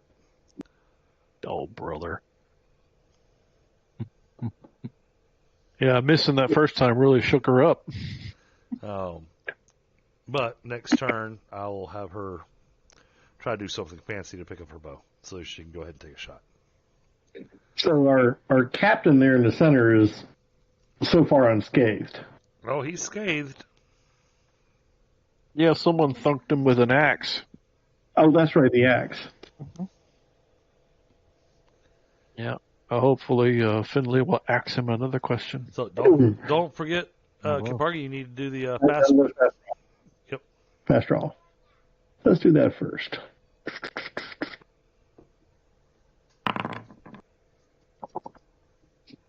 All right, all set. All right. And oops, I need to move. Toot.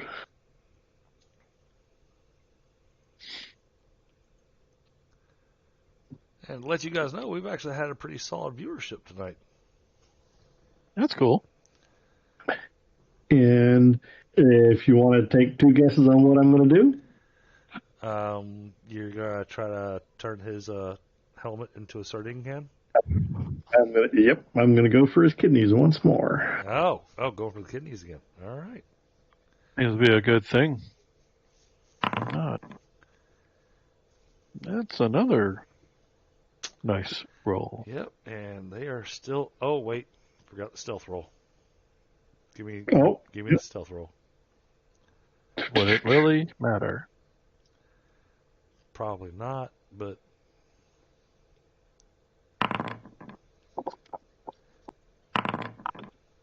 Oh. He's just gonna turn around and get it in the kidneys from the other side. Pretty much that's what's going to happen.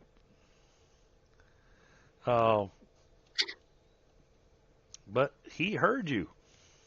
So he's going, huh? All right. Now roll your damage. Oh boy, it's gonna be fun. Say hello to my little friend. Okay. Oh, What the hell? Jeez. But still, it's vital. Yeah. And it's piercing. It's still impaling to the vitals. Yeah, I mean impaling. Yeah, it's still 3D plus 8, so. Good, Julie. It's only 36, yeah.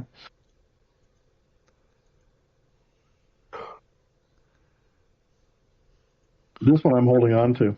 Oh. Gonna pull his sausages out. Yeah. All right, this time, you thought you were going for kidneys, but you wound up with an intestine shot. Yeah, well. I need to work on that. Get you some of them padded boots those guys in the funny little black suits wear. And this guy is turning back around to his captain. Going, where? And you're okay. Let's remove you from the turn order.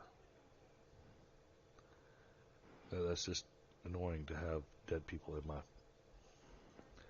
It's annoying to have dead people in my combatant list. Okay, this guy also does the whole thing, turn to face the boss to go, because he said we're under attack. And they're trying to see what he's looking at. Mm-hmm. He's not really sure. He just knows they're under attack.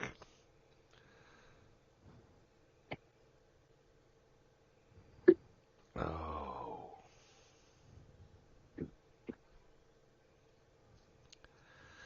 gotta make a roll.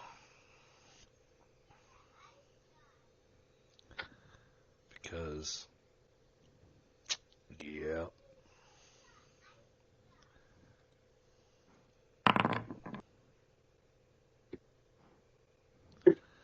Alright. That's unfortunate, but. Alright. We are going to make a. Whoa.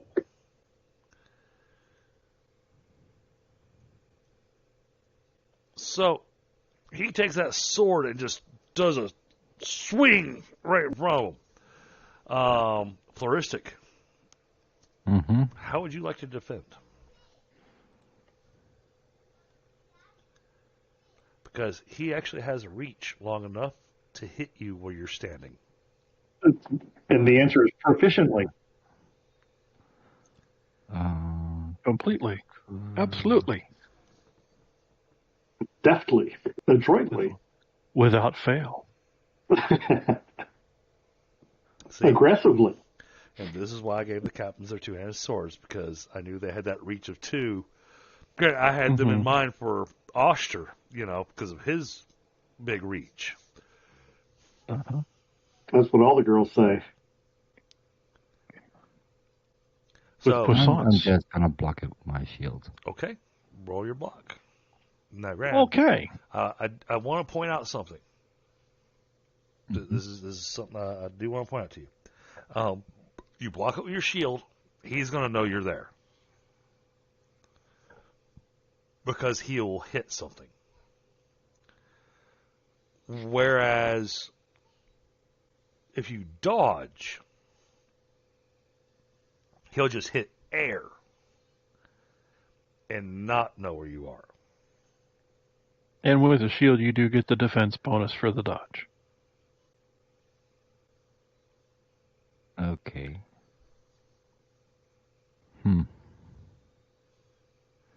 The question is, do you want to remain stealthy, or are you ready to just go in at this guy? Well, do I remain invisible? Yes. Yeah. Yes, you do. I'm just gonna block it with my shield. Okay. Alrighty. That reminds me, between this game's next game session, I will be adding a resource counter to both Finley and to Kenparka. That's just a +1 to block and parry, right? That I'm clicking. No, you're just going to click your block. For your shield. So, if you look at the stream, I pull up your character sheet. Okay, we're at combat. See where it says medium shield? Oh, You yeah. got a 14 right there for block. You're just going to click that. Okay. Sorry. Not the shield bash. No, you rolled the right thing. Never mind. Yeah. It's got the right level, dude. Yep. You're good. Okay. All right, you successfully block. Now, what will be happening in the future, because this is something I've always wanted to add in my games, I will actually be rolling their damage, and I will apply it to your shield.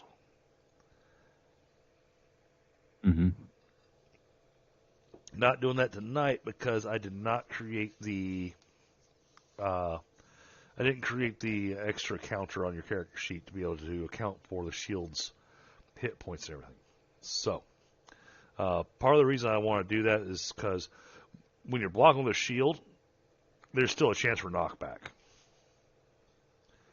But in this particular case, I just want you to know, yes, you successfully blocked, but expect next game session you're going to have some interesting stuff. So, right. Well done, Okay. but now he knows where you are, or has an idea. And that brings us to Finley's turn. Well, since he knows where I am, I'm just gonna Well, he has an idea of where you are. Yeah. Yeah, actually, I'd suggest going to the right and smacking that guy. Well, I was trying to figure out if I could stand here or not. Yes. Okay. And I will swing at this guy. Okay. So he swung, hit something that went chunk. Leaves them with no clue on how many enemies they're dealing with, and their enemies are all invisible. It could be one. It could be more than one. That's just stupid words, but sorry.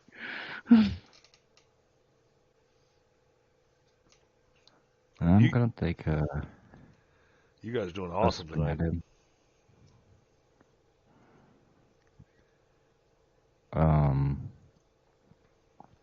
Can I make a determined attack to him? Can you do what? To his guts also? Oh, yeah. Yeah, you want to do a vitals attack? Yeah. Mm-hmm. Yeah, absolutely. So, now you threw one axe, so you're going to need to do a fast draw to draw your next axe. That's in your skills. Yeah. All right, so you got your next weapon in hand. Now, if you want to attack this guy and hit him in his vitals, then you're going to go to your modifier bucket. Mm-hmm. You're going to go hit location underneath the column modifiers. Underneath hit location, you're going to find where it says vitals.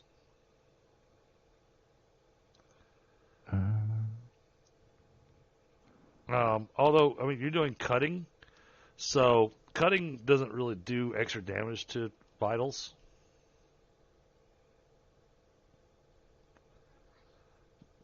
Right. But,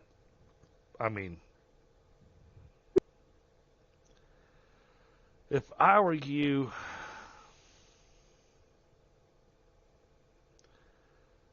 Just hit him in the skull from behind? Yeah. I know it's an additional -2, but that's got your better damage. Now, granted, they've got better defense on the skull.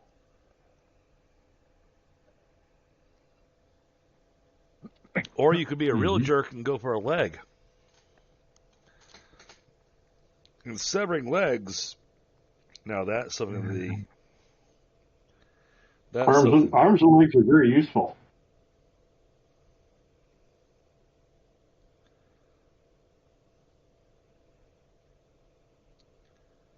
You will never be able to ride a horse again. I'm not planning to let him ride any horse at all. He'll keep falling over the other side unless he's using stirrups. But I'll aim for his leg. Discount on that. Gonna give him a discount on shoes, I see. Hey, going with a leg with an axe. That's... Oh... It's kind of Hannibal Lecter-ish. Hey, Petra. Then I just go to melee and do the +4 hit to... Yep, well, make sure you change your hit location to the leg. That is. Got that? Okay, and then you go to on your character sheet, you're going to look at your melee, and you're going to hit that 16 next to the word swung on your throwing axe. Whee. And this guy's not aware of you being behind him, so man, this really sucks for these guys. You two being invisible. This is just sad. Okay, roll your damage. Inglorious. Wow. You almost rolled the worst damage you possibly could. Yeah, I know. Almost. Oh, well. All right, we're going for the left leg. Well, let's see. You're right-handed? Yep. Yeah, he would have probably hit if the guy's turned. He would have hit the right leg. Yep, right leg. All right, right leg. And you clicked left leg. For a whole point of damage.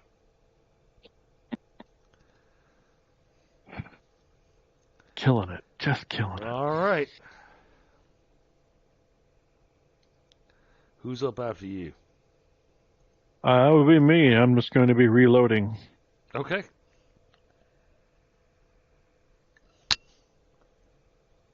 Oh, that way you can just bounce it off their armor again. Yeah. Yeah, that's a definite possibility. Yeah. You know what, though? This is one of the few times I've actually hit in combat with that damn thing, so. But I do have to ask, what's the reload time on that thing? Hold on, let me take a look. 4 rounds. Wow. Yeah, I've got to cock it, put the arrow in, and that, I guess that apparently takes 2 rounds. So yeah, one with a 4 count reload. Yeah, I don't have fast draw ammo. I've got fast draw bow because I figured I'll shoot it once and done. You know, but here I am. Well, I've got an opportunity. Nobody's seen me yet. And I've hit once, so my confidence is high. I'm going to try again. Okay, so we got 4 rounds of him reloading his crossbow. That's right. Might as well. So, well, we know what you're doing. So we know what you're doing for the next 4 rounds. I've actually done everything I need to do, which was turn these 2 axe murderers on loose, indivisible and loose on these hapless people. So, all right. I'm proud of my work. You're not wrong. So, because Nightingale's a heroic archer, so on and so forth, yada yada yada, I'm going to attempt to allow her to do something. Heroic. So you're going to roll successfully for a change. This may not be that successful. She may just need to step up 1 hex and get rid of that extra minus. I was going to let her use acrobatics to attempt to, get her bow back up and, get her arrow. But guess what skill she doesn't have? Acrobatics. Well, the thing is, I was going to put the acrobatics at a -3 to give it an actual challenge. But there's the default. Yeah. Okay, so she's going to spend this round picking up her bow. That's her. Yeah. That's her round. Yeah. By the time we get done doing all this stuff with the ranged weapons, the show's going to be over. Right. Okay, Kenparka. I'm just saying. Alrighty. I need to make a strength roll to pull my pick out. You do. Now, granted, this will likely make enough noise to maybe grab some attention. Plus, you got guys that can see this happening now. Are you out of picks? Well, the other one's over by that other dead dude. Okay, yeah, you're out of picks. All right. You successfully just ripped that pickaxe right out of the soft belly meat of this guy. He's got some entrails hanging on it, but as soon as you rip it out of him, it all turns invisible again. Until it wraps around your face because his slab is hanging off the pickaxe over your shoulder. Gross. So if he misses with this, I'm going to say he slapped this guy with some wet noodles. A really bad, nasty sausage. Because the lower intestine or upper intestine? I'm the captain here and do the same old thing. The answer to that is yes. Oh, a little of both. Okay, maybe right there in the middle. Roll me your stealth. Where'd my stuff go? Come here. And this guy gets a bonus on his perception because he actually, is on edge. So he gets a +1. Mm-hmm.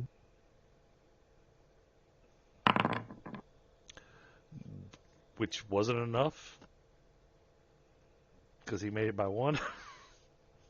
Damn it. All right, Michael, go ahead. Very close. Damn it. So we got to turn around and look at it. Oh, no, he doesn't even turn around. He hasn't even noticed you. Oh. Okay. He notices me now. Hello. I'll whisper in his ear. Now that's not heartburn. And this is, oh my goodness. That's without the impaling. Whoa. This is one of the vitals. Like 54, I think. Bigger than the first one. Oh my God.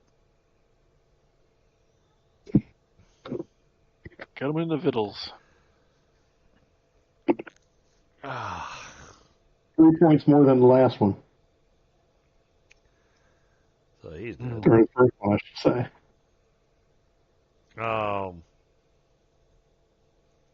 But I'm gonna give a quick description on this, and this is gonna be disgusting to some of my people that are watching, but I don't care. All right, so you impale this guy with the other guy's intestines, and your pickaxe comes out clean. Doesn't get stuck with a kidney stuck to the end of it. Already lubricated and got yourself some good stuff there. I can imagine it bursting through his belly on the other side like a little alien baby or something. Oh my goodness. Oh God, those poor. So my face did come out. I don't need to roll my strength. You do not. That is correct. Oh, I do need to hit end turn though.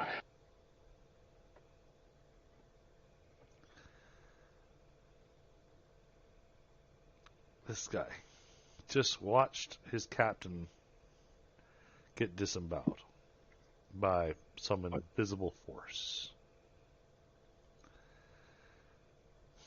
Heck, all we need now is some ghost sounds too. This is the part where you run away. Just throw yourself in the lava. It's Stop okay. measuring. I want you to move. 1, 2, 3, 4. Give me 3 steps, mister. Give me 3 steps towards the door. He has backed up out of the area. Now, he's stuck himself in a bit of a precarious spot, but 50 ways to leave combat. Drop off the key, Lee. that was his choice. Now, you smacked him in the leg. Mm-hmm. So he turns around. Scratched him. Can't see you. So these are not common.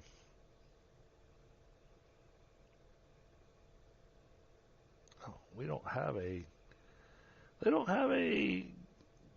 Can't see opponent, but has an idea where they are. All right, that's -5. Because I actually know that penalty off the top of my head.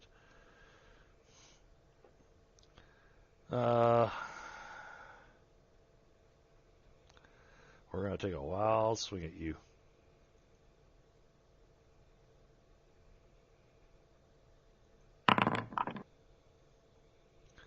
Okay. He potentially hits you, Flaristic. It is up to you to decide on how you wish to defend against this attack. I'm gonna try and dodge to the right of him. Hey. Okay. Well, you don't have to worry about moving your token. Dodge, you actually still stay right where you're at. Unless you do a dodge and retreat. Dodge and retreat, then you would move to another hex. But in dodge and retreat, straight back. Sidestep is to side. So here you just roll dodge, and if you make it, then you dodge his attack. You can stay right where you're at, and he, hit air.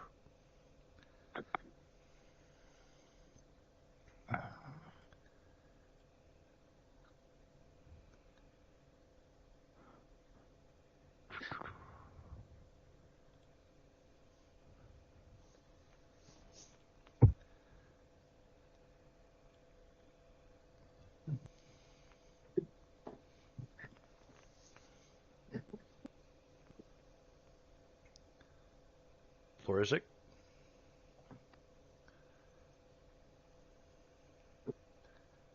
You just gotta click on that 11 there on your dodge.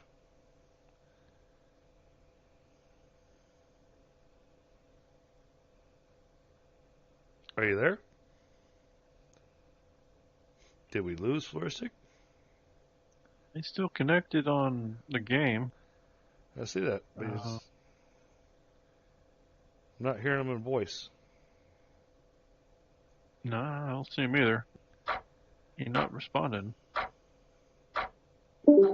Yep. He Oh, there you are. reset his connection. All right. Okay. Sorry. No problem. No. I mean, come on, you're calling in from Europe. We get it. It's okay. I was trying to say, like, I can do the retreating, right? You don't need to, honestly. I don't need to. No. An 11 dodge is amazing. Yeah, that's pretty much like a 60 to 70% chance at succeeding every time.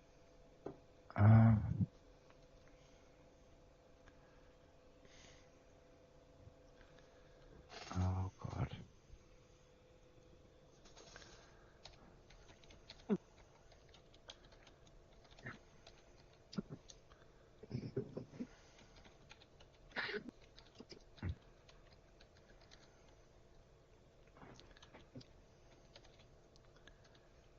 Oh.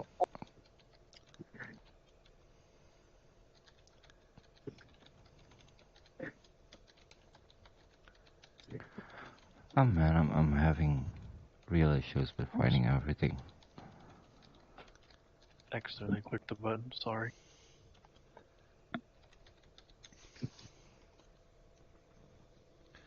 Who is texting me this time of night? Where do I?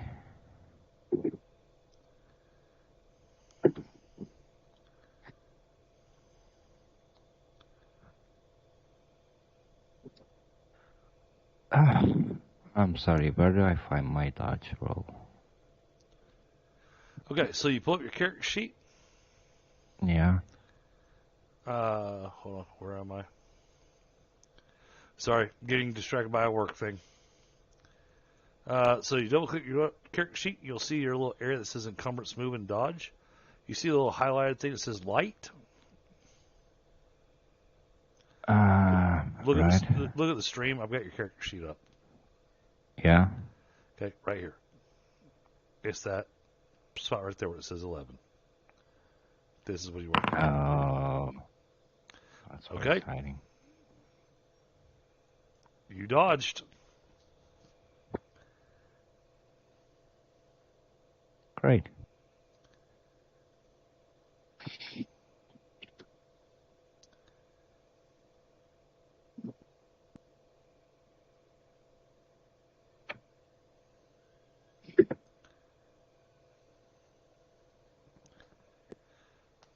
Okay. Now we are back to... Crap. Sorry, I got distracted because phone. Oh. It happens all the time, man. All right. And now, Finley, it's your turn to return the favor. Only problem is he can't see you. He has an idea of where you are at, so he actually gets to dodge, but with a penalty. Okay. I'm just gonna swing at his torso. All right, well, try to hit his torso harder than you hit his leg. I'll try to.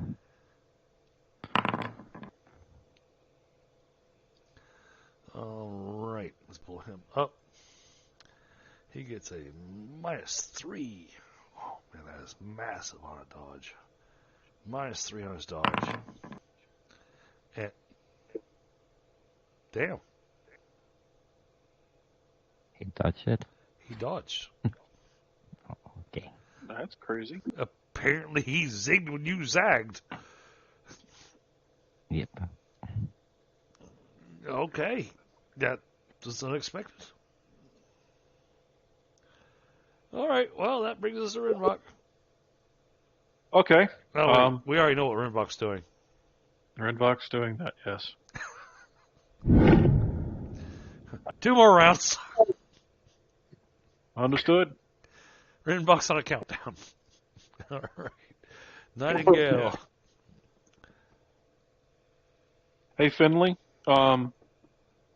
Yeah. Do you know how to make a use your macro bar at the bottom? He doesn't. We haven't No? gone through that. No. Okay. We'll need that outside the game. Yeah, make him a dodge button so he can find that in his quick bar at the bottom. That'll speed things up for you. All right. Nightingale's decided that she's had enough of this. Okay. 2, Take 2 steps. 3, 4, 5, Put 6, some hurt on some 7. people. Several steps. 21 feet to be exact. Yep. Well, she's got a move of 7, so It's freaking quick. she is. Hey, I built her right, you know. Uh-huh. Yeah, mobile warrior. Yeah.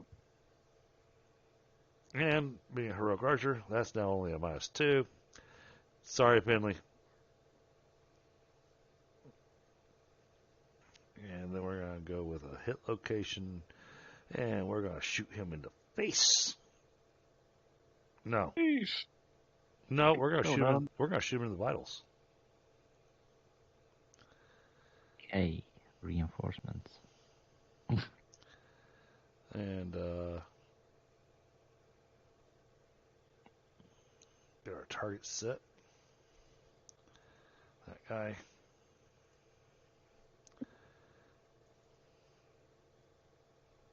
And even though I moved, I don't get my accuracy bonus. But on the flip side, I also don't suffer my bulk penalty. And that's the awesome thing with Heroic Archer. So, for chat's knowledge, just real quick, just to explain that real quick. So, when you're doing ranged attack, when you move, and you're going to use a ranged weapons have a bulk right here. And so, if you move an attack, then you take the bulk penalty of your weapon. With the Heroic Archer advantage that she has, she can ignore the bulk. But as a heroic archer, if she doesn't move, she automatically gets accuracy. So here, she doesn't get her accuracy, but she gets to ignore the bulk penalty, which makes her really dangerous. Now, as she popped out of hiding, she is visible. He gets his full defense. And so he gets to block. Or not.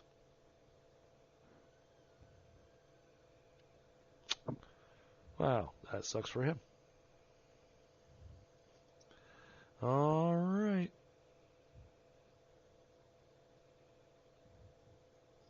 That goes to you. Do your vitals. Oh, man. Yeah, this guy's going to have a bad day.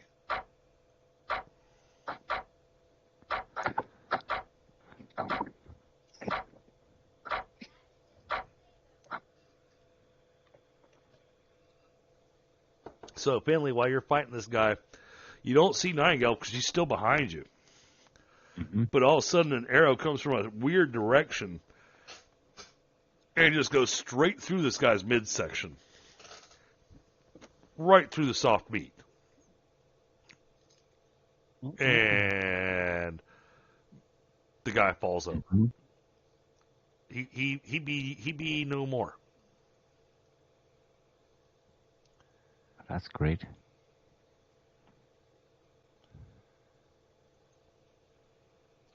So we'll remove him from the combat list. That leaves one guard left.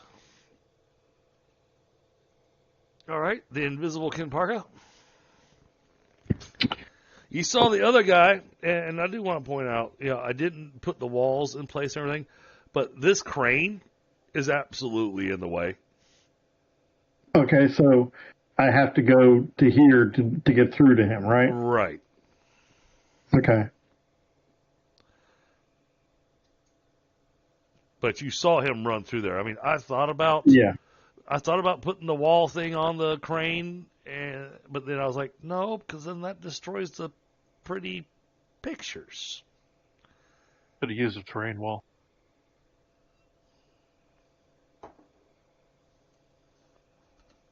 Oh, I didn't think about terrain walls. Yeah. Oh yeah. That's how I like make bushes and stuff, so that way you can't see all the way through them.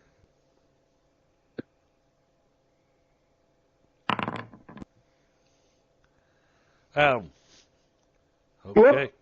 Well, it's still an opposed roll. Just because you failed. Oh yeah, no, he hears you. He's on edge. You failed your stealth. He made it by 1. So. Well, I'm going to see if I can throw a pick and hit him. All right. Where's my throw? Throwing art. Just going for torso. Oh damn! I could have aimed. All right. I'm going to take our -2 because we're aware of you.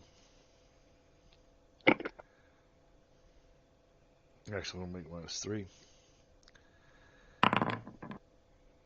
And, missed it by 5. Oh, wait, throwing art. Yeah, sorry. What you throwing? I was throwing the pick that I had in my hand. Oh, okay. All right. I understand. Yeah. And this went to torso? Correct. Wow.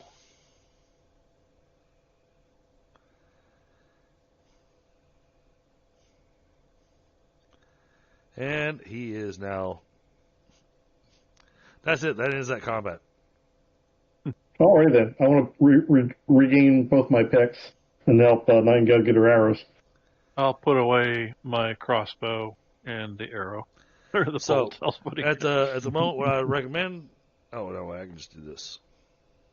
Yep, in this combat. There we go. All right. Now, y'all actually did this quick and fast enough that you didn't really wind up making a whole lot of noise. However, the workers are still kind of chipping away at the wall, like they were oblivious to you. Well, I want to go up to Nightingale and Rinvoq and kind of whisper, let's pull back. I'll try and say it loud enough. Hopefully Finley will hear me. So let's pull back. Okay. So we can at least figure out what the hell we're going to do next. Although, while we're invisible, we ought to take a little recon. A little peek. Well, Yeah. let's see. We have, 3 rounds combat or 4? We got 56 seconds. 56 seconds to go explore the entire of this mine. And now, granted, if you're going to be moving stealthy, and that's one of the big things to point out, when you're moving stealth, you're actually at half movement. Okay. Well, I'm just going to tromping down the passageway here and start telling these workers that they're free. You can go. They seem oblivious to you.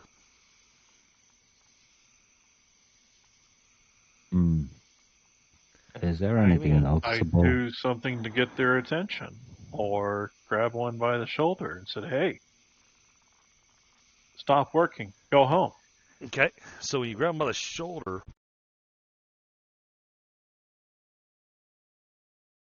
See, I was a slave once, so I kind of understand what's going on here.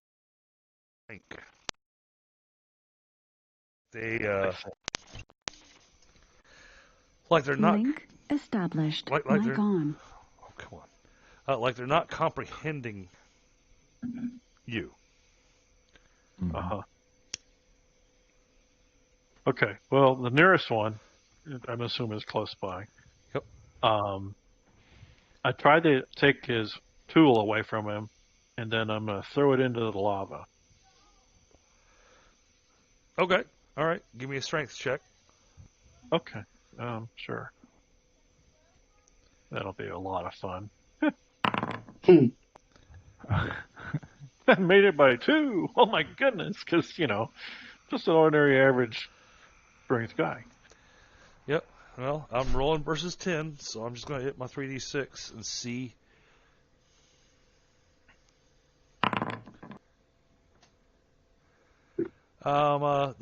They hang on to it. I made it Can by I 5. try? I made it by 5. But Of course. what I'm going to tell you here, Rinvoq. I might have to command this guy to drop it. Actually, Kind of looking that way. Do you want to? Do you want?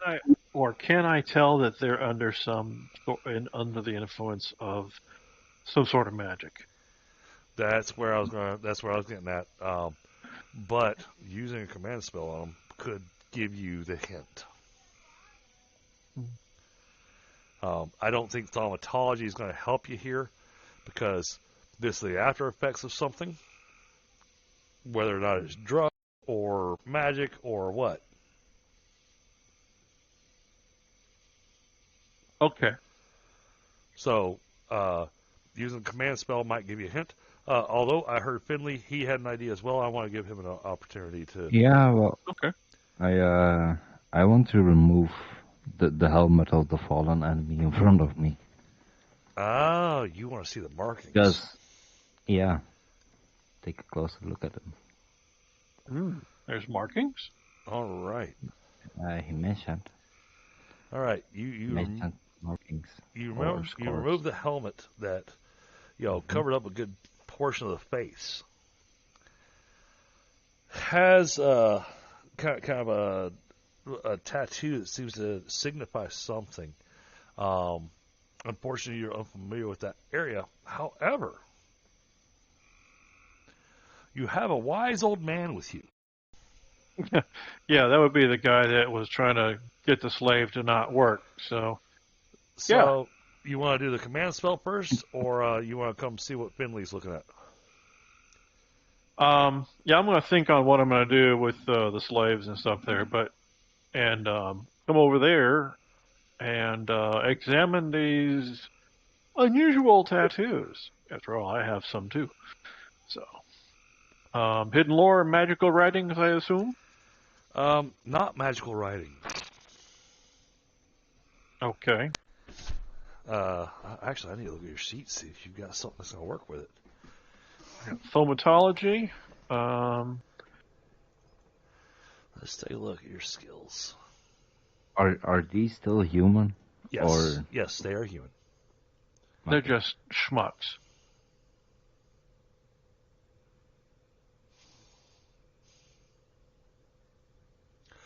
Oh. Okay. Give me occultism at -3. All right.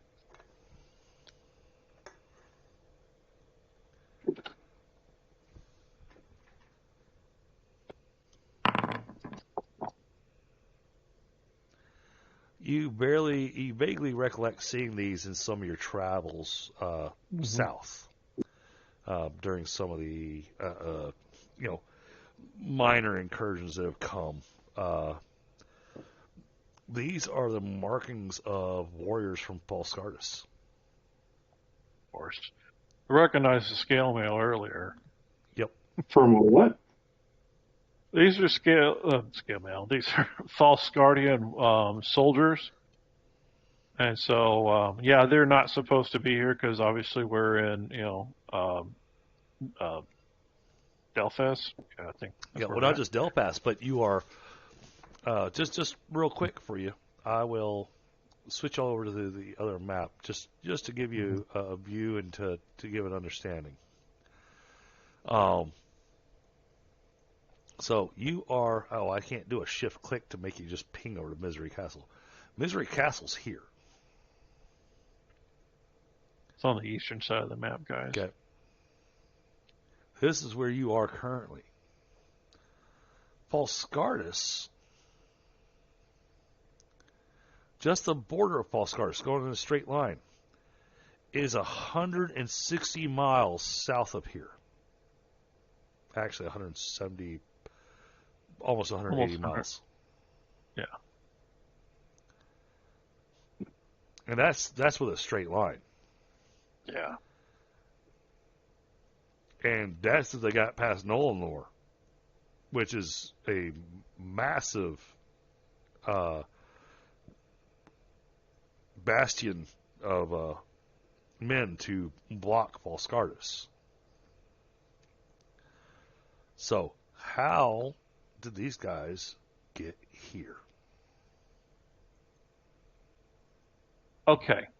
My thinking, honestly, if there are other tunnels leading from this leading away from here, there are as long, if not longer, then it's possible they could have tunneled here. If guys got enough time. Well, so that's a possibility. That's going to require a bit more exploration to. Mm-hmm. Yeah, we just did walk a 6-mile tunnel. You did to get down to here. 3 hours. Maybe the tunnel goes all the way for all we know. Technically, we don't need to do anything in this tunnel other than report its existence back to the king. True.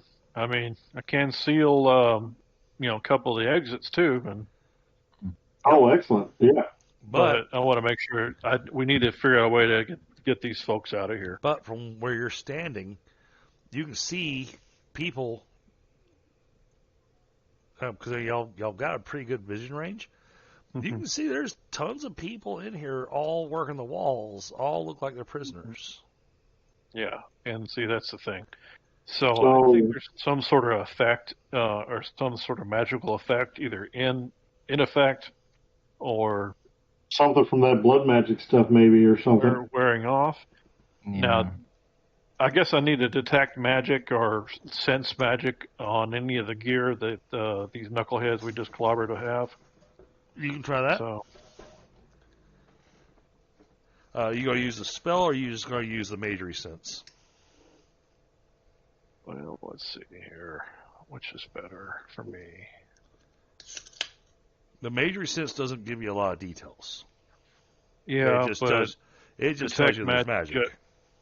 Yeah, and that's really what I need to do at the moment, because detect magic focuses on one object at a time. So perception plus Magery. Magery 4. Well, that's just crazy. Okay, made by 7. Yep. In this immediate vicinity, you detect all kinds of magic. Unfortunately, can't tell you any other details. All I can tell you is that there's magic. Now, a few things I can give you just off the top of things. Wooden bridge going over lava. That's got to be magically reinforced. Come on. Right. Otherwise, it'd have turned ash. That's when you have to walk the plank. Minutes after it went up. So yeah. And that's honestly that's impressive. So it's fireproof, to say the least. And who knows what else. Okay. But unfortunately, it's not going to give you any kind of focal point of going, there's more magic here, more magic there. It's just, okay, I sense magic out here. And that's the downside with the whole Magery perception thing. I know. All right, then.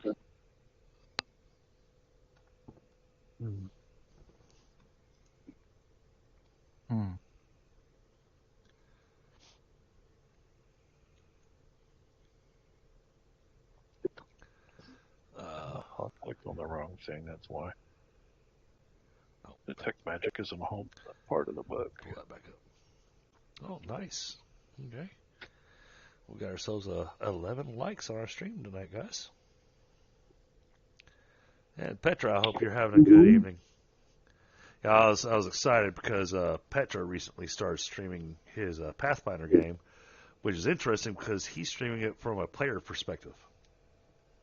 Ah.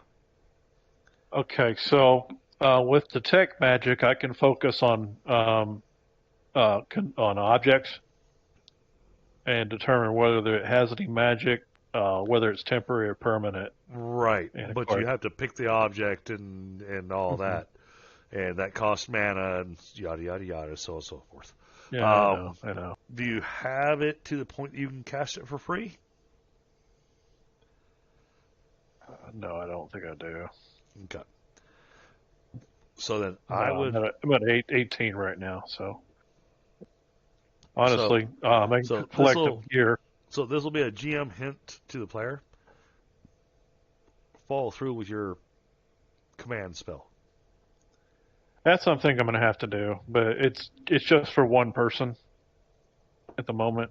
I mean, that's what it does. It's really a blocking spell too. And I get that, but you're also looking for information.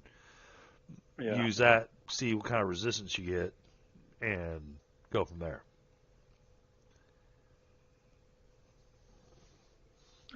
Okay, well, let's do that then. Commanding the guy to. Now, let me see if I can word this in 1 or 2. 3 words most is you have free will. I think I'm going to go with you have free will. Okay. All right, versus that.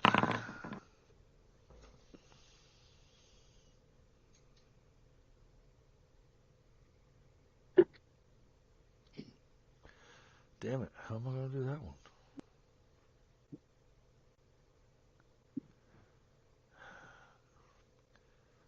Technically, they're the defender. It tied. That's the problem, Scott.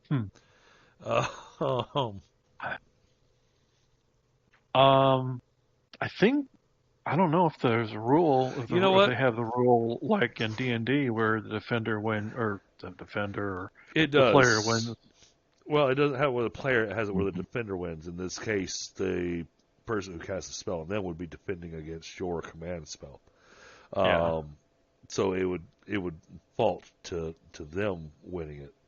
However, Okay. for the sake of storytelling, Mm-hmm. I'm gonna give it to you, but what I'm gonna give you is you felt a strong resistance to your command. Okay. But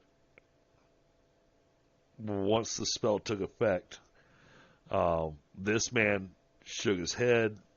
He seems to be a little bit more clear-minded, and he's looking around going, where the hell am I? What is... Who are you? What? And why are those guys dead? Well, they were your captors, and they had enslaved you apparently, and your co-workers there, I guess. So, and he looks over and he sees the other guy working on the wall over here going, Ralph! Hey, man! And he's still just picking away at the wall. Okay. Well, my best solution then would be to get everybody gathered in one spot,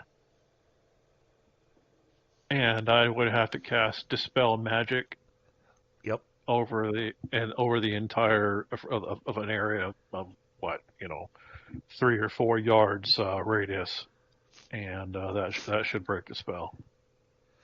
So, in order to go collect the rest of them, you're gonna have to go deal with the rest of the guards. Yeah. Well, what about the ones here in this area? What? The ones that are all dead? No, I mean the ones, the workers that are in this area, immediate area. The workers in this immediate area, yeah, you got 6 of them. So, yeah, you could do that. What? But trying to get them to gather up, that every time you try to pull them away to get them all into one spot, they walk back off to the wall that they were working on. Okay. So I'm either going to have to spend a couple of weeks doing one or 10 or 12 at a time, or whatever it is per day, Or eliminate the source. Or find Or the find the source. source. find the Indeed. source of the enchantment. It could be anything. So let's take a break.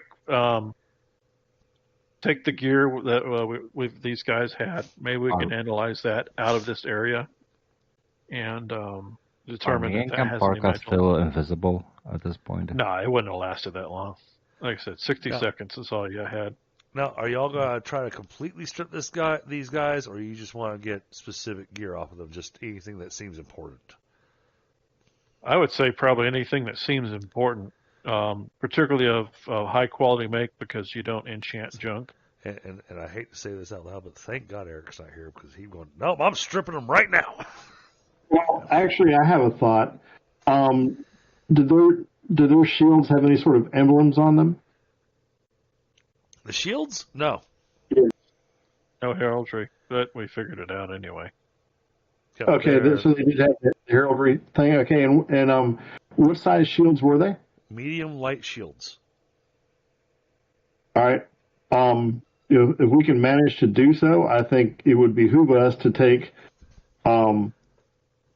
if we could find or cobble together pieces of 2 sets of armor and a pair of shields, Well, I'll say, or at least a pair of shields. if y'all, I'm sure if you figure want, that out, yeah. if you want your details on things, and this will help y'all decide whether or not you actually want this stuff. The scale armor they're wearing has a DR of 3. But it had particular appearance. Did it not? It does. It was black and red. Yeah. Very stylish if you're going to a strip joint. Well, I didn't want to wear for that. I think the shield would be the bigger thing. That might at least make somebody stop and ask a question. Yeah, true. Why do you have that shield? The shields look very plain. Medium light shields, and Okay. the weapon they were wielding was a mining hammer. A mining hammer. Yeah. They really didn't wield them. They just kind of stood there and got stabbed, so. Well, it might not hurt to. I'll grab one of those because hell, I can always throw it at somebody. Yep. It's true. That'll be a surprise. Exactly. I mean, well, if I'm walking around with it in my hand and I got a shield, it'll look a little like them, and then I can just either hit them or throw it. So, one of y'all take yourselves some notes real quick for easy loot to note. That gives you 4 light medium shields, 4 mining hammers. I'm not going to worry about the armor at the moment. Gives you 1 thrusting bastard sword. You want to slow that down just a bit? Yeah, I just now got the journal open. Okay. I know it. Yeah, well, and I didn't even think of that. I was trying to write by hand. 4 was it light medium shields? Yeah. They're steel or wood? These are wood. Okay. Crap shields. Yeah, pretty much firewood. 4 mining hammers. What are those going to be, like a light mace? Yeah, more or less. The mining hammer. Actually, you can find the mining hammer in the low-tech book. Okay. Oh, okay.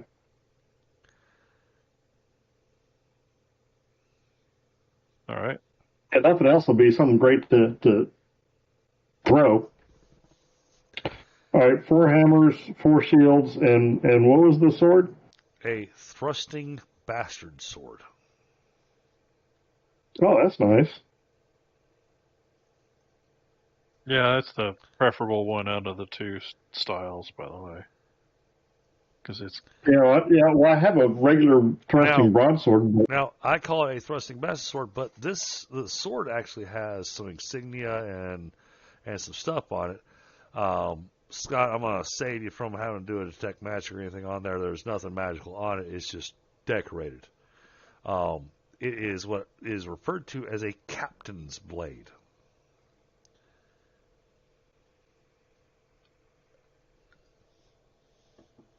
Finley, are you a sword guy?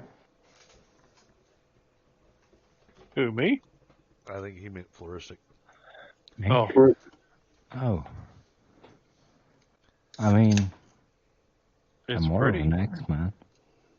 But I could try a sword. Why not? It has some reach to it. Well, if you prefer the axe, I'm just saying, I don't know if you had any skill with the sword. I think what he says, not yet, but I will. Like he said, he's an X-Man. Nothing wrong with that. He loves a big axe. And then each one of them had a full set of scale armor, which is torso, neck, leg, and padded bassinet and arm.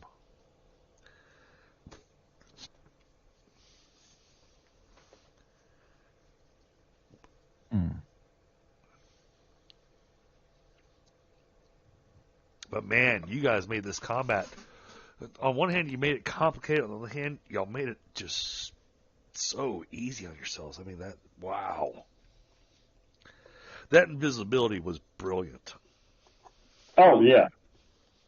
It made more sense, like I said, PowerPoint-wise, because it's, I'm spending 6 points. That's 9 points doing a whole bunch of other crap. Not just PowerPoint, but tactically. I mean, it made it to where literally that little group couldn't do anything against you guys. Oh, I know. And by the time Nightingale finally bounced out of the darkness, because she was tired of missing. I understand her frustration. By the way, you just now finished reloading your crossbow. Oh, I know. Actually, I mentioned that I was putting it away because I'm like, well, what's the point now? I mean, I'll reload it and then put it back in its holster. Yeah, okay, I get that. But, that's how I like walking around, like, flipping whatever. Anyway. So, yeah. I need to create some sort of clockwork crossbow that has automatic reloading. Well, and since we just did the kind of the entryway of this mine, and it was a solid combat, you guys did an amazing job. I think this actually might be a good spot to call it. However, if you want to do any more investigation, we got 30 more minutes, so I'm open to doing any additional investigations or anything of what you can within the area that we're in. Well, I certainly don't feel like walking 6 miles to go back upstairs. That's for sure. It is freaking hot down here, so I definitely think we should take a break and get some water, make sure we're hydrated, and prepare to slog on after that. If there's anything else that we can do to, refresh ourselves. I think Scott already sees what's coming with this area, is that the environmental effects is going to be coming into play next game. You think? Oh, lovely. Well, it's really hot. And the thing is really hot, it causes fatigue damage. Mm-hmm. Mm-hmm. I think people on the streaming channel need to understand that just translates to the GM likes to be mean to our characters. Well, I know the effects of high heat. I live in Texas. South Carolina. I say Michael and I live in the Carolinas. I mean, y'all got humidity. No, we live I live next door to the guy that has the gate to hell in his yard. So he leaves that shit open all the time.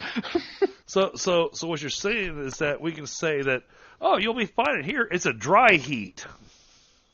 No, it's actually humid here too because we got so many stupid lakes in this around here. Oh my God, there's so many freaking lakes in the Dallas-Fort Worth area. It's crazy. I didn't know, but I mean, you see guys dragging little bass boats everywhere. 5 o'clock traffic on a Thursday. You're stuck behind some idiot with a bass boat.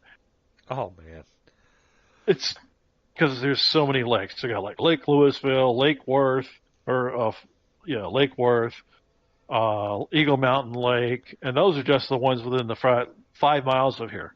Not to mention all the frickin' ponds and shit. Well, tell you what. But yeah. Tell you what I'd like to do here. I want to give you guys an opportunity if you want to do some extra investigation. You can. There's not much else to find, to be perfectly honest. Honestly, I would think that the guards had a good barrel of water somewhere or something like that. We need to get to that as well. They had to have a place to go. Yeah, they had to have some resources. Unless the armor was heat resistant and kept you cool. Which in that case, it's magic. No, they had something a little different. So, I don't know if they had any magical rings or other crap. I don't know. So, nope. We need to figure out how they were keeping cool in this hot environment. And then do that. What are the cranes for? That's what I'm wondering. Aha. The what? I said, what's the crane? Crane. Must be there for a reason. What green? The crane that's over the lava. Oh. My assumption would be it's to pull up lava. I mean... Wooden platform. I know. So all of that stuff is magically treated to stay cool. Maybe we hang out on the crane turnstile and see? Otherwise, we got to go get Beatrice, who'll be able to figure out the engineering of this. So, which is a long freaking walk. So you move on to the turnstile, and instantly you feel a bit cooler. Mm-hmm. Not like a cool summer breeze. It's still hot, but it's enough of a difference to where it's tolerable. Okay. And, but you don't see water barrels. The reason you don't see water barrels is that they would evaporate in here. It's true. Unless they're somewhere, they have to have some water source nearby. Otherwise, they'd be dying out here keeping it watch over these slaves who should be also dying without water. That will take more investigation. Mm-hmm. I say we move north on the map. Be honest. Okay. And explore that way. Sounds logical. Yeah. Or we cross the wooden bridge, which looks pretty rickety, and try that way. A rickety wooden bridge over lava, just. And that was that's why I thought about going north first. So. Yeah. I mean, I've made worse decisions, but. Mm-hmm. Yeah, I heard about a guy by the name of Indiana Jones. He tried crossing lava once, and it only went so well. So. Well, something about lava and high ground. I can't remember what that's for. Yeah, so I'm definitely.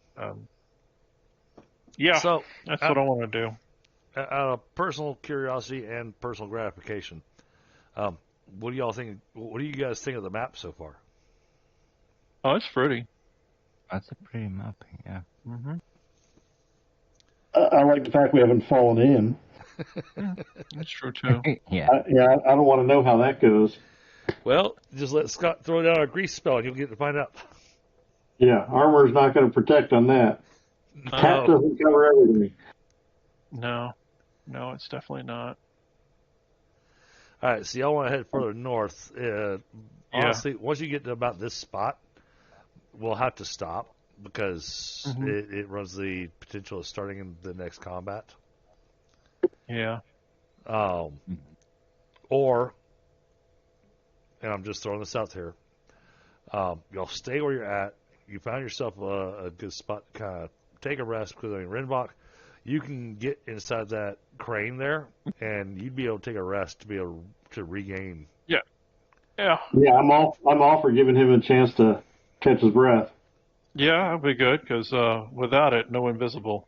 So. Well, exactly. Yeah, because that worked just too good. Yeah. And when we get Oshtur healthy, we got to try it with him. Oh, good God. Exactly. I mean, Kenparka was nasty with it, but he'll just be ungodly. And he needs it more than me because I usually never wind up injured, but he's always all out attacking. I know. He's running around in a loincloth. Yeah. Well, but he's playing his character. You know, that's I know. It's not, I'm just saying that, at least let's give him the armor of invisibility. Right. If he'll accept it. So, yeah, this might be a good spot to call a hold, and we'll say next game session you've recovered all your fatigue, Rinvoq.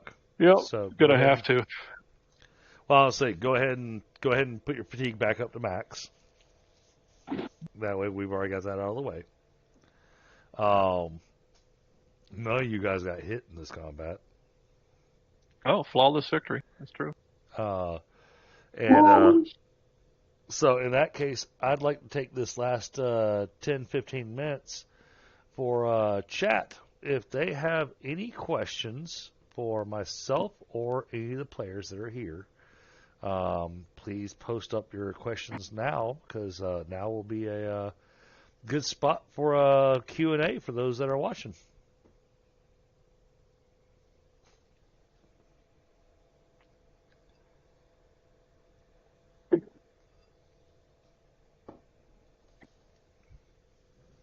So, yeah, this is completely open to chat, and myself and the rest of the crew will answer any questions or any comments you guys have.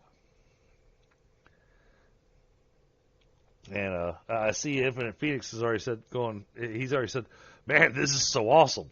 He said, it's so good. Well, it's good, yeah. And I have no idea to know who's viewing. I see I've got 5 viewers right now. So, but yeah. I mean, if anybody has any questions or anything, post them up. If you don't post up, you don't have any questions, just so that I don't leave this forum open for 10 minutes for no reason. In the meantime, while I'm waiting to see what chat's questions are. You guys did an amazing job tonight, and so we're going to go ahead and hand out character points. Alrighty. However, thought about something. Mm-hmm. Michael, what you're wanting to do?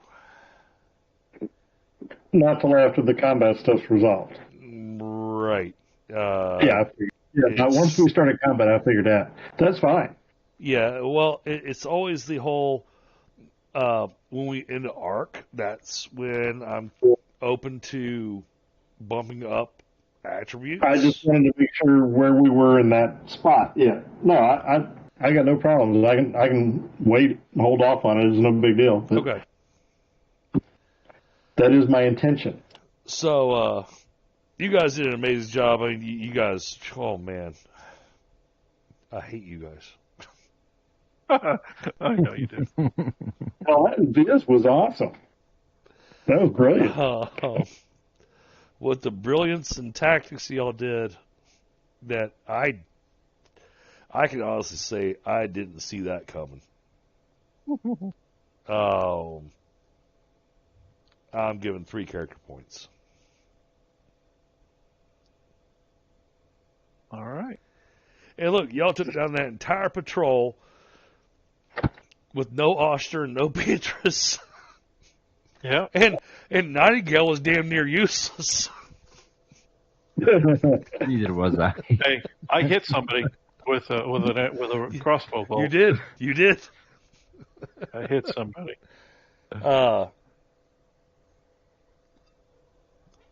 And Scott, if you would please put that into the XP tracker that we're. Yeah, I mean, I got to catch up to it because there's a lot of stuff that hasn't been updated in a long time. And I don't know if anybody else updated it while I was on vacation. Oh, and Michael sent me a email, and I mentioned this earlier, but it was before you were in voice. Michael sent me an email after last week's game session.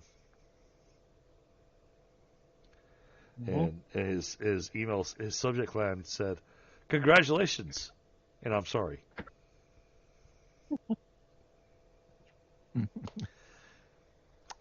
Not to shift games, but since we're hanging out and waiting to see if chat has anything to say or any questions or anything, the fact that apparently the Weasel became the de facto leader of the party. Kinda, yeah. I don't know how that happened.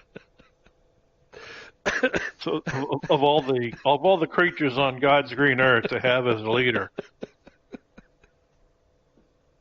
Yeah, so hysterical yet very frightening. It really speaks to the character of the group. It does. At the same time, it also tells us how good the faceman / merchant is going to do for us. Yeah, That is expected. Going to be interesting. So we got the guy that's overconfident and likes to play with explosives, and might be needed. I actually found a GURPS conversion of a Fallout role-playing game. Oh, nice. I got some new beasties, and they had the stat blocks in there, so I was able to just import with them. Oh, fun! Really nice. How are you going to pronounce Yao Guy? Like that. Okay. I mean, that was how it looked to me, so that's how I Big nasty things with a Death Stalkers or some kind of thing. Oh yeah, those are fun too. Yeah. Yeah. All right. Well, I don't see anything else coming from chat, so if you guys will give me just a moment, I'm going to wrap up the stream, and then thank you guys for watching. Oh, absolutely. Yeah, it's awesome that we got this many people even watching us and hanging out with us. But I'm going to put myself on mute real quick, guys, so I can do my wrap up. And all right. I'm going to go ahead and check on out. All right. And but I was going to say I'll be right back. Okay. I'll be right. Hey, guys. All right, chat. So we had a great game tonight. It is a very interesting combat. Oh man, they really threw me with that whole invisibility stuff. That wow. But hey, and when it comes to combat, this stuff takes time. And but we also got a little bit of story going on. Y'all got to hear a little bit about what's going on. So hey, and hey, Mom, and I appreciate you being here. And hey, what'd you think of the stream, Mom? I mean, that's kind of a curiosity thing because I think this is your first time watching our tabletop stuff. I really enjoyed this and had a really good time, and I'm looking forward to seeing what these guys are going to come up with on the next session in 2 weeks.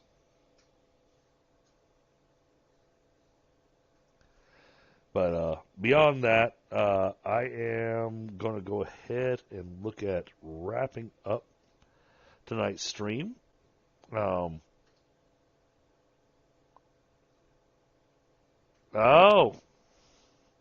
Oh, thank you so much, Mom. I really appreciate that. You love the teamwork. That's even better. And the immersion for the players. Okay, awesome. That's awesome. That really that really helps to inspire things. So, but yeah, chat. Y'all have yourselves a wonderful evening. Mom, I'll probably be jumping on Valheim for a little bit tonight.